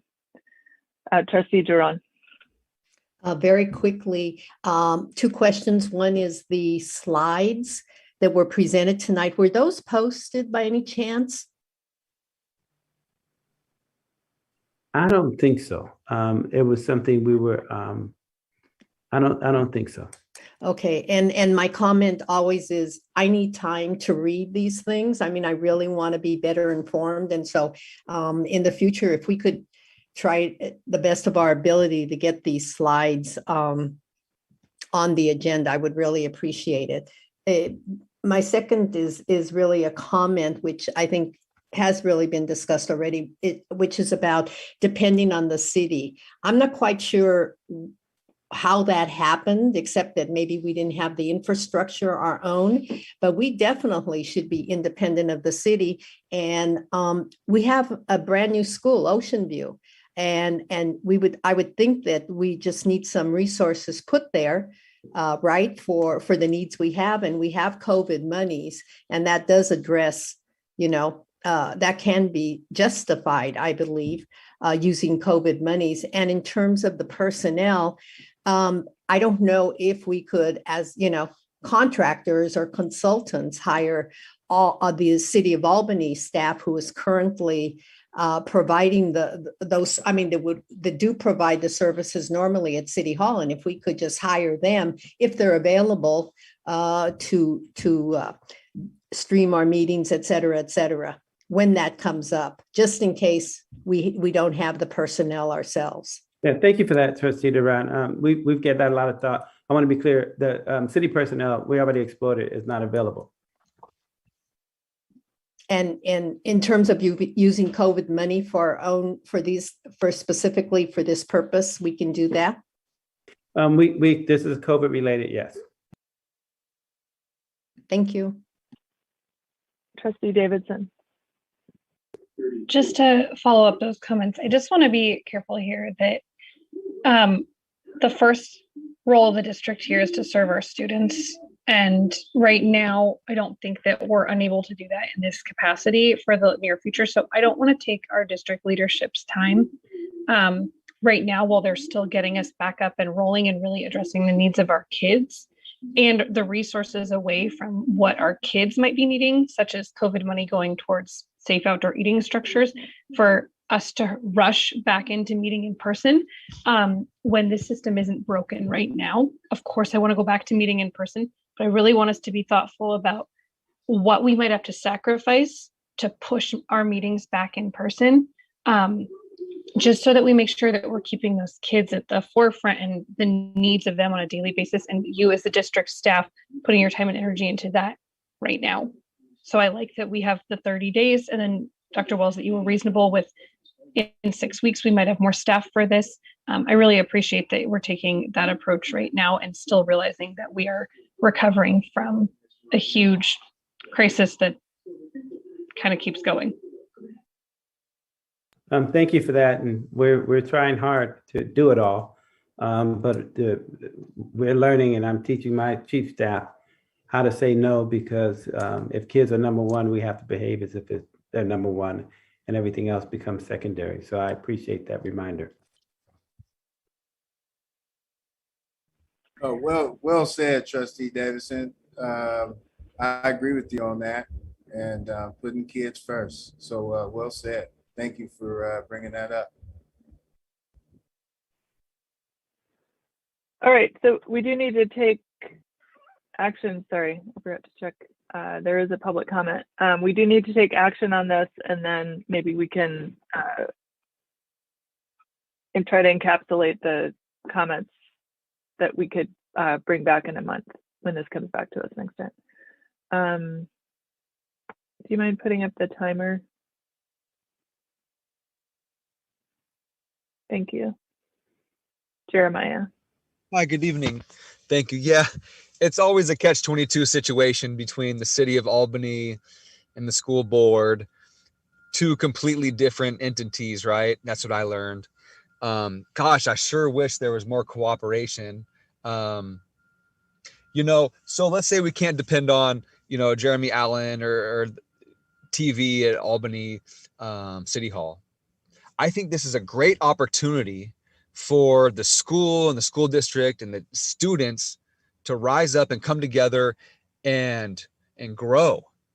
I know the Albany school has, I think it was called AV class, is audio, video, and they do all the recording for the plays and everything. It's a great program. I think everybody wears, you know, they dress up in all black, you know, and they record everything. And in the little theater, I think upstairs somewhere, there's video cameras. And I think the little theater could possibly be a great venue, maybe to host the school board meetings. You know, and this would give a chance for these students to get experience, you know, hosting a live Zoom, almost, you know, a meeting, a big broadcast. So they could put that on their college resume. So I think this is an opportunity for, you know, if the city can't do it, fine, then, you know, we'll do it ourselves, you know, because we can. We're smart, we're intelligent, you know, we have the infrastructure, we got the video, cameras. So that could be an option. I'm not sure what's going on with the memorial building, whose property that is, you know, but maybe the high school gym. You know, we can have these school meetings there. And I think that would actually encourage a lot more parents to show up to these meetings. We can post, come join the meeting on campus, and maybe have to show a vaccination card. I don't know. Thank you. All right. Board, we need to take action on this item and provide any direction for the intervening 30 days.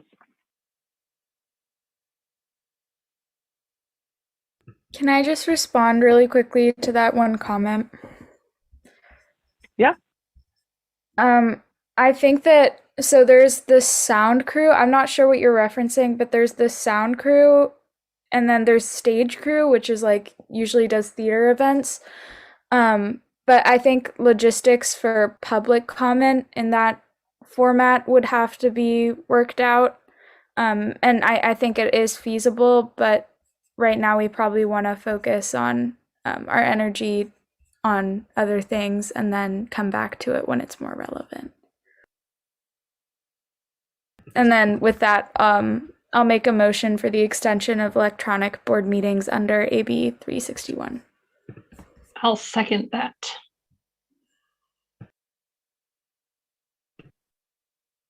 Student trustee Dana, Yes. Vice President Doss,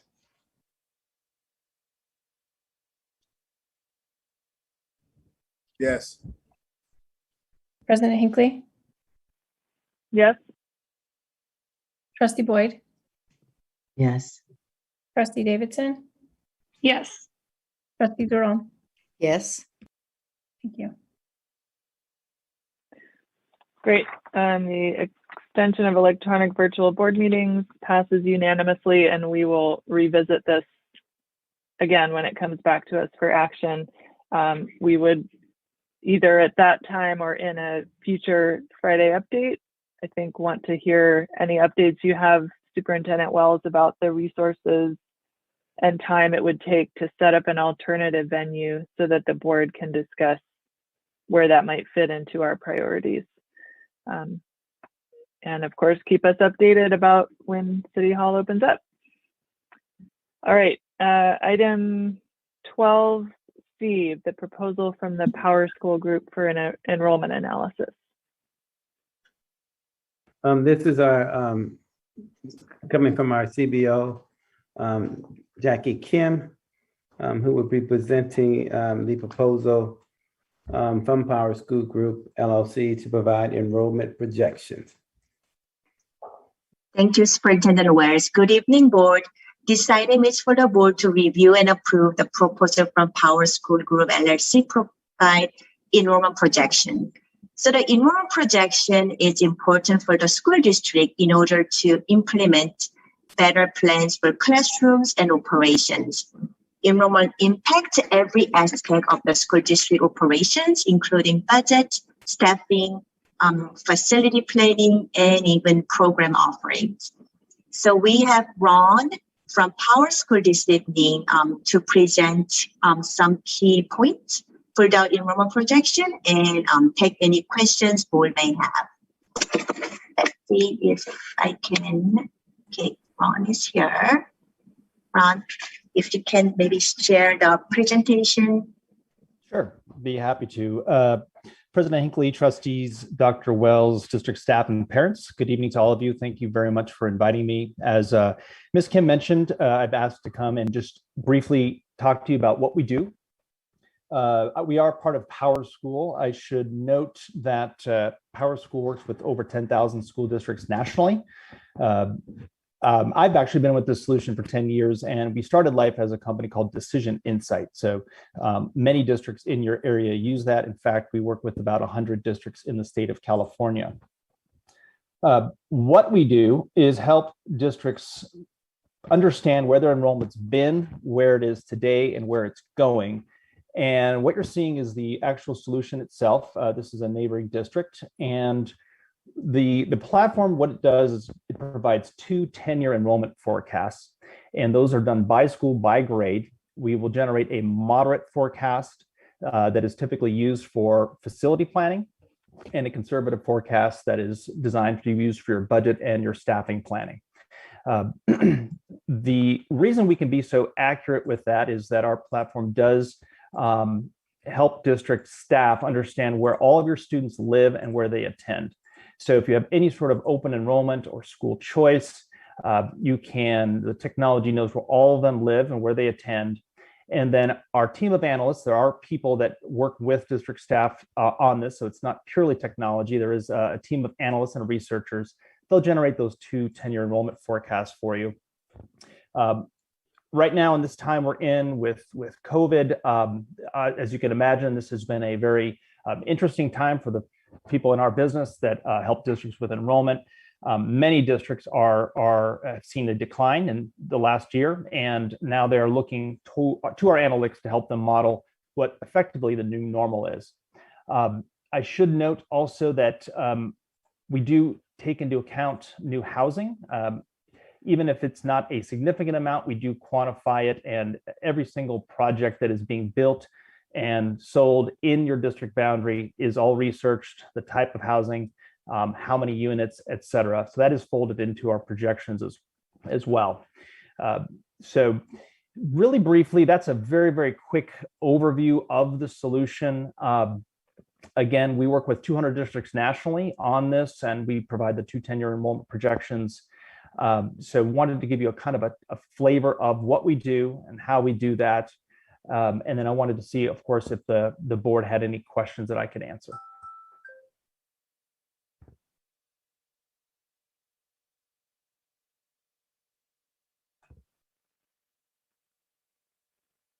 Are there any questions yet? All right.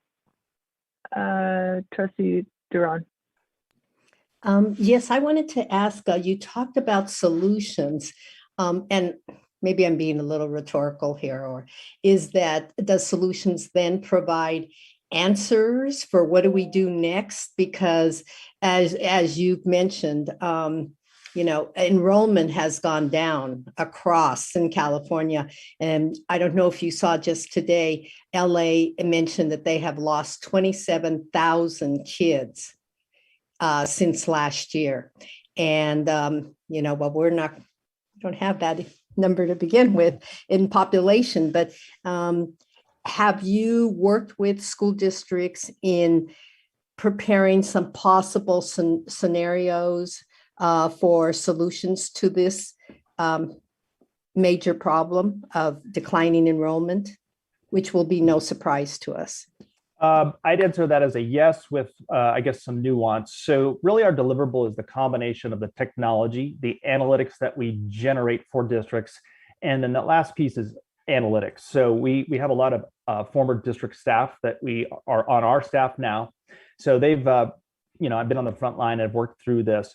Our goal is to equip policymakers like yourself with the data and the analytics to understand what's happening. Certainly we can provide guidance and recommendations, but ultimately we don't make any decisions, and we don't generate any white papers or documents directing the district what to specifically do. So we're here as a resource, we're here as a sounding board, but we obviously will defer to local leadership, boards like yourself, to debate and decide what is best. Does that answer your question? Does that make sense? We certainly, with the 200 districts we're working with, the impact locally from COVID is front and center. And so, you are not alone. Many districts were experiencing declining enrollment before COVID. And then certainly this has, in some cases, accelerated that decline.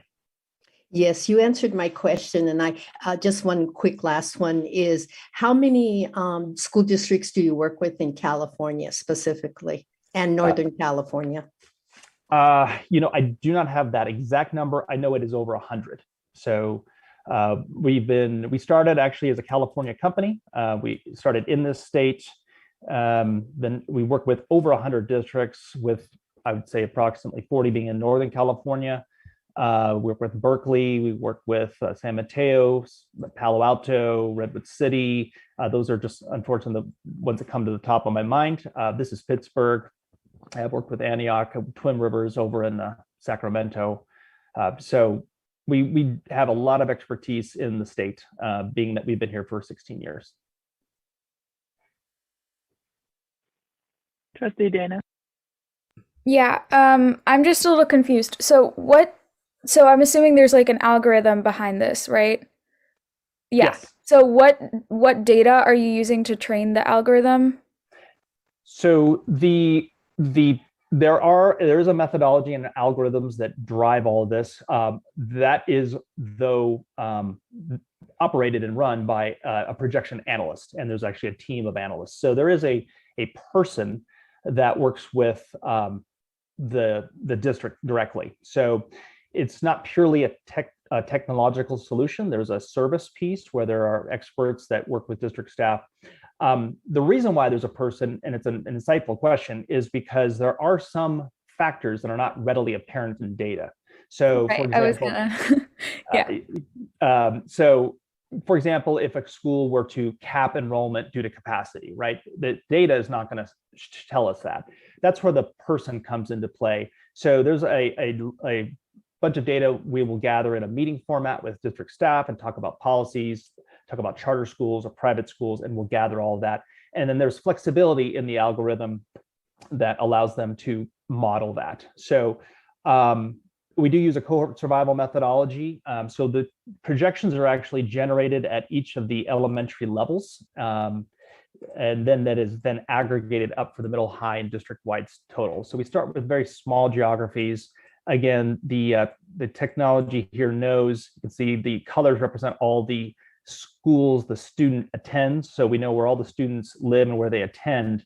So by starting with those small geographies, that is how we can be very accurate. Thanks. Mm-hmm.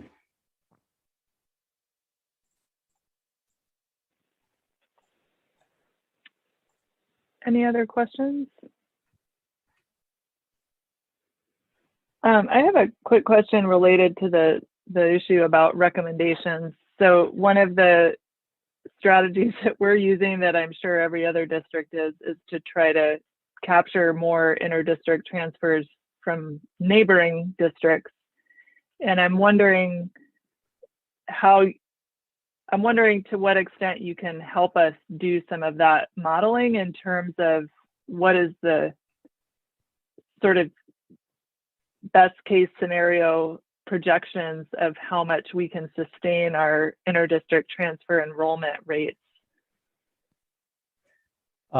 Yeah, so if I understand your question, if you are drawing students from neighboring districts and you want to increase that or better understand that, there's a couple of different ways. One, you can see this district here does have students that reside outside of their physical district boundary. So you can quantify all those. You can actually get down to the student level. Some of our customers have use that to identify certain grade levels or certain areas where they do tend to draw students in. There is also, and I didn't mention this, but there is also a very comprehensive database of demographic data that is available. So this data is community-based data. It is not specific to your students. It's about everyone. And there are a lot of reports in here, and this can be used to quantify the total number of school-age students that the U.S. Census Bureau says live there. So that is another tool that is available. We've had customers use that to understand effectively the total number of students in a given area, both for their district or regionally. And that can then guide some of those conversations and inform some of those decisions that you might make. Great. That might answer my second question, which was that at one point, one of our trustees was interested in understanding how many students, potential students within our boundaries are not attending our district.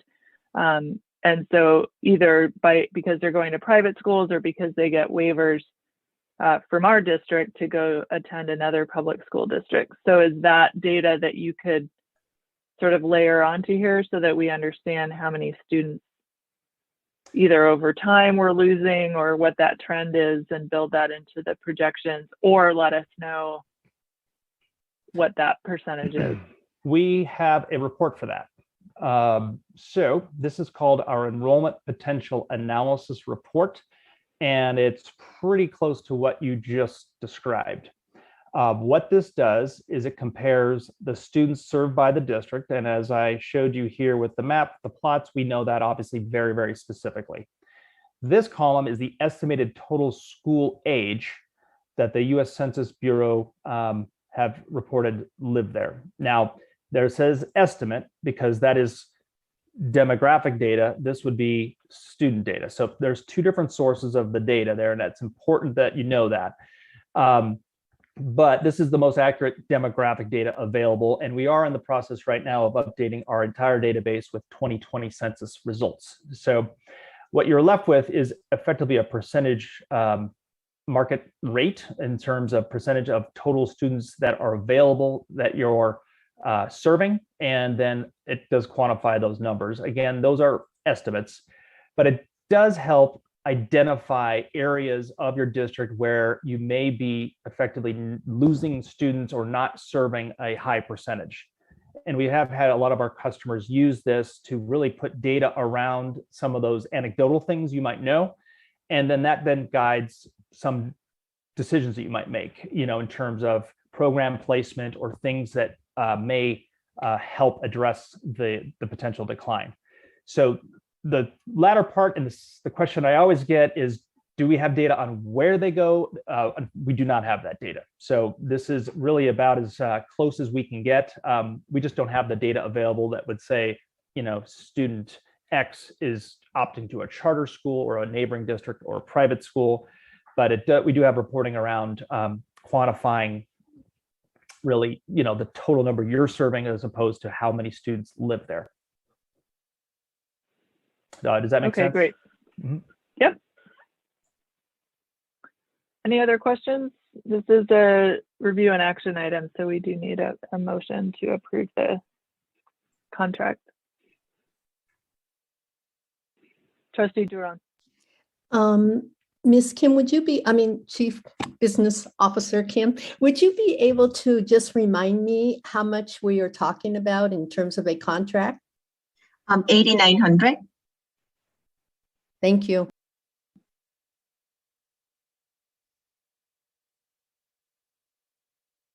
Okay, well, since it's what I asked for, I'm going to make the motion. I move that we approve the proposal from Power School Group LLC to provide enrollment projections.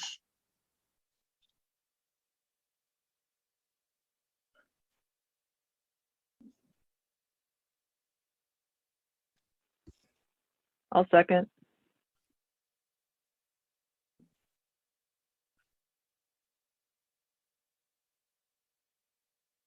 President Hinckley, the roll call starts with you. Oh, excuse me, Student Board Member Dana first. Yes. Thank you. Now President Hinckley. Yes. Trustee Boyd. Yes. Trustee Davidson. Yes.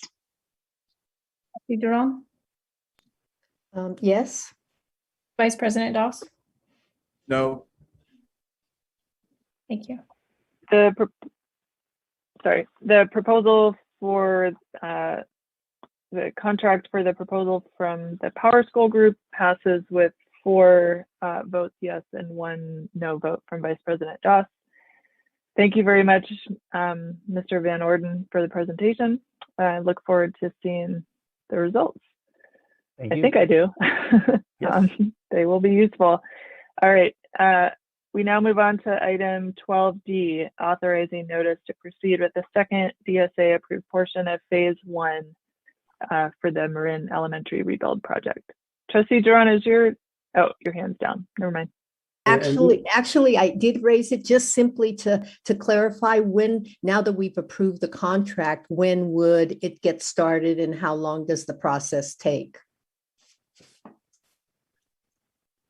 Sure. So I like to have this data done before the Thanksgiving, sometime in beginning of November, so that I can incorporate this data into our first interim report that I will bring it to the board December, the first meeting in December. So then our budget can be updated with those information. Thank you. Director Borrego. Good evening, Board President Hinckley, distinguished board members, and Albany community. We're asking the board to authorize the issuing of a notice to proceed with the DSA approved portion of phase 2, which is called increment 2 of the Marin rebuild project. I want to refresh everybody on the reason for phase 1, phase 2, increment 1, increment 2. In January of this year, the board approved the site redesign for the Marin Elementary School, which caused it to be constructed in 2 phases. Julie, could you bring up the drawing of the site, please? Phase.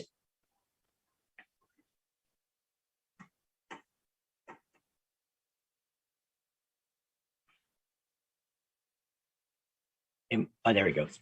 So phase 1 includes 2 new classroom buildings with the site work and underground utilities to make the buildings functional, along with a small playground area along Curtis Avenue.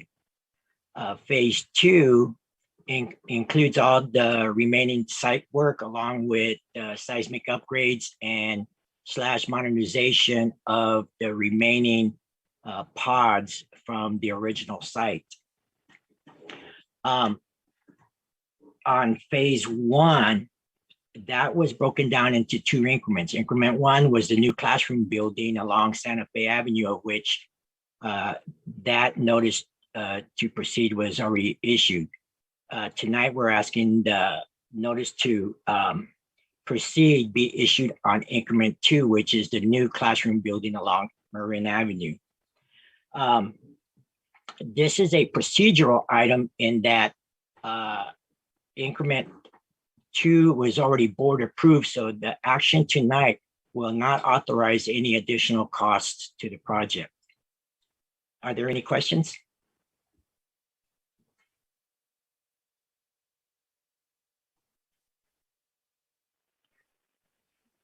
Any questions, board?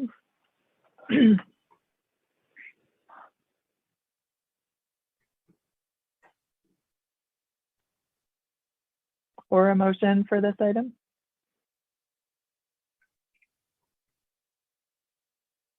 I move to approve the. Wait, sorry.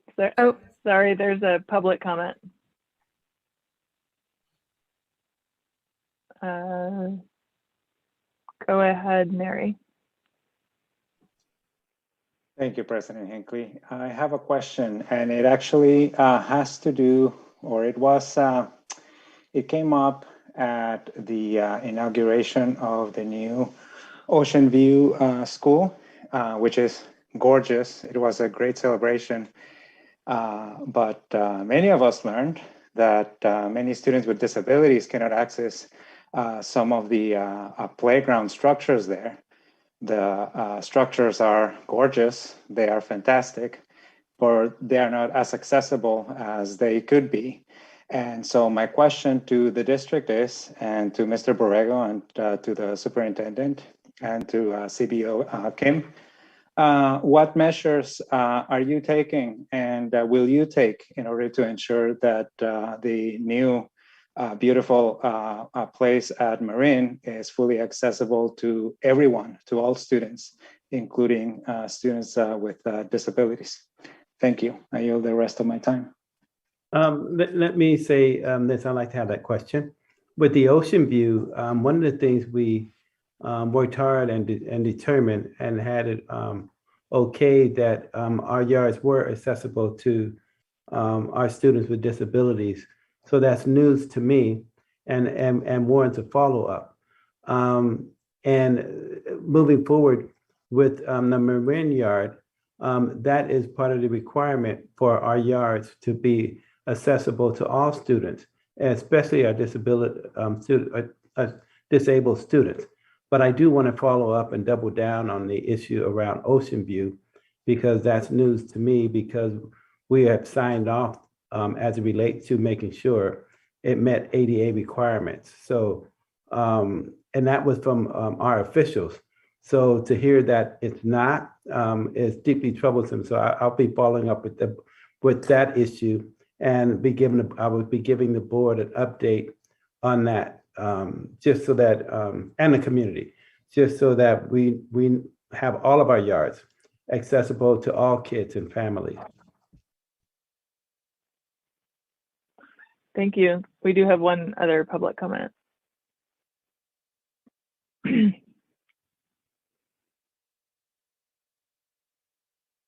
you. Go ahead, Jeremiah. Yeah, I think this presents a perfect example.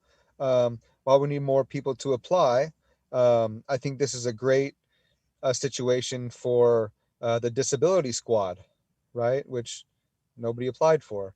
So I think more parents and PTA involvement and get things, more people sticking up, for people and voicing opinions. So I think this would be great for the disability squad. Perfect example. While we need more involvement with the community.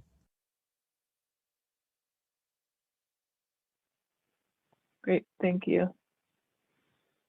Okay, board, we're back to our last action item, 12D, for additional questions or a motion.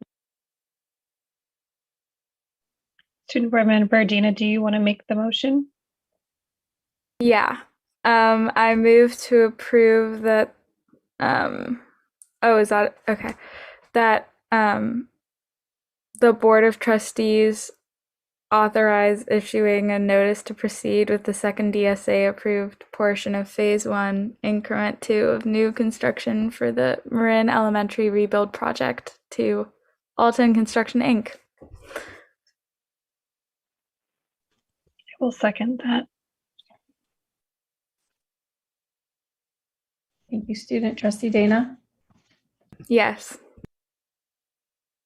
Trustee Boyd? Yes. Trustee Davidson? Yeah.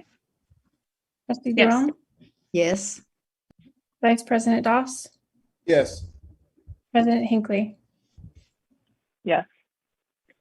The item passes unanimously and we are done with our review and action items.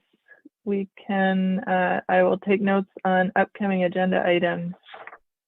I don't have any separate ones from our discussion noted. So if you brought one up earlier or have more to add,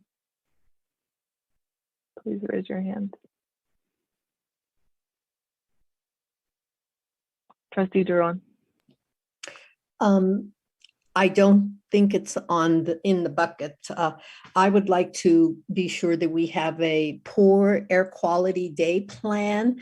I know the superintendent has mentioned it, but we need to prepare ahead of time and not after the fact. And, you know, some of the days are questionable. So I would like that to be an agenda item where the superintendent presents a plan to the board for those days.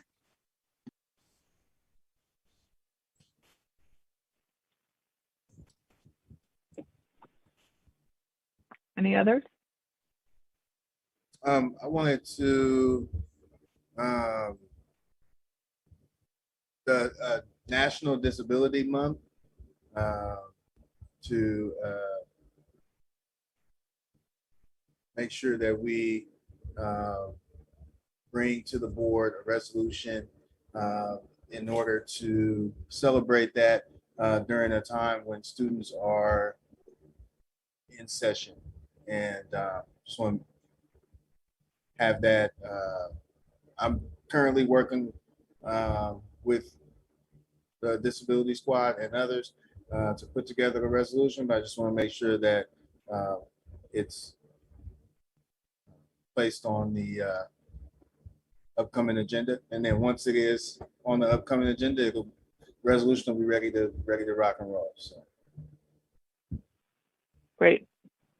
I know you have been working on that, so let us know what board meeting agenda you would like that to go on, and I can give you the deadlines for the resolution. All right, seeing no other additional items, we are adjourned for the night, and our next regular board meeting is Tuesday. I don't know when it is. My calendar's not working. It's 2 weeks from today. Everyone have a good week.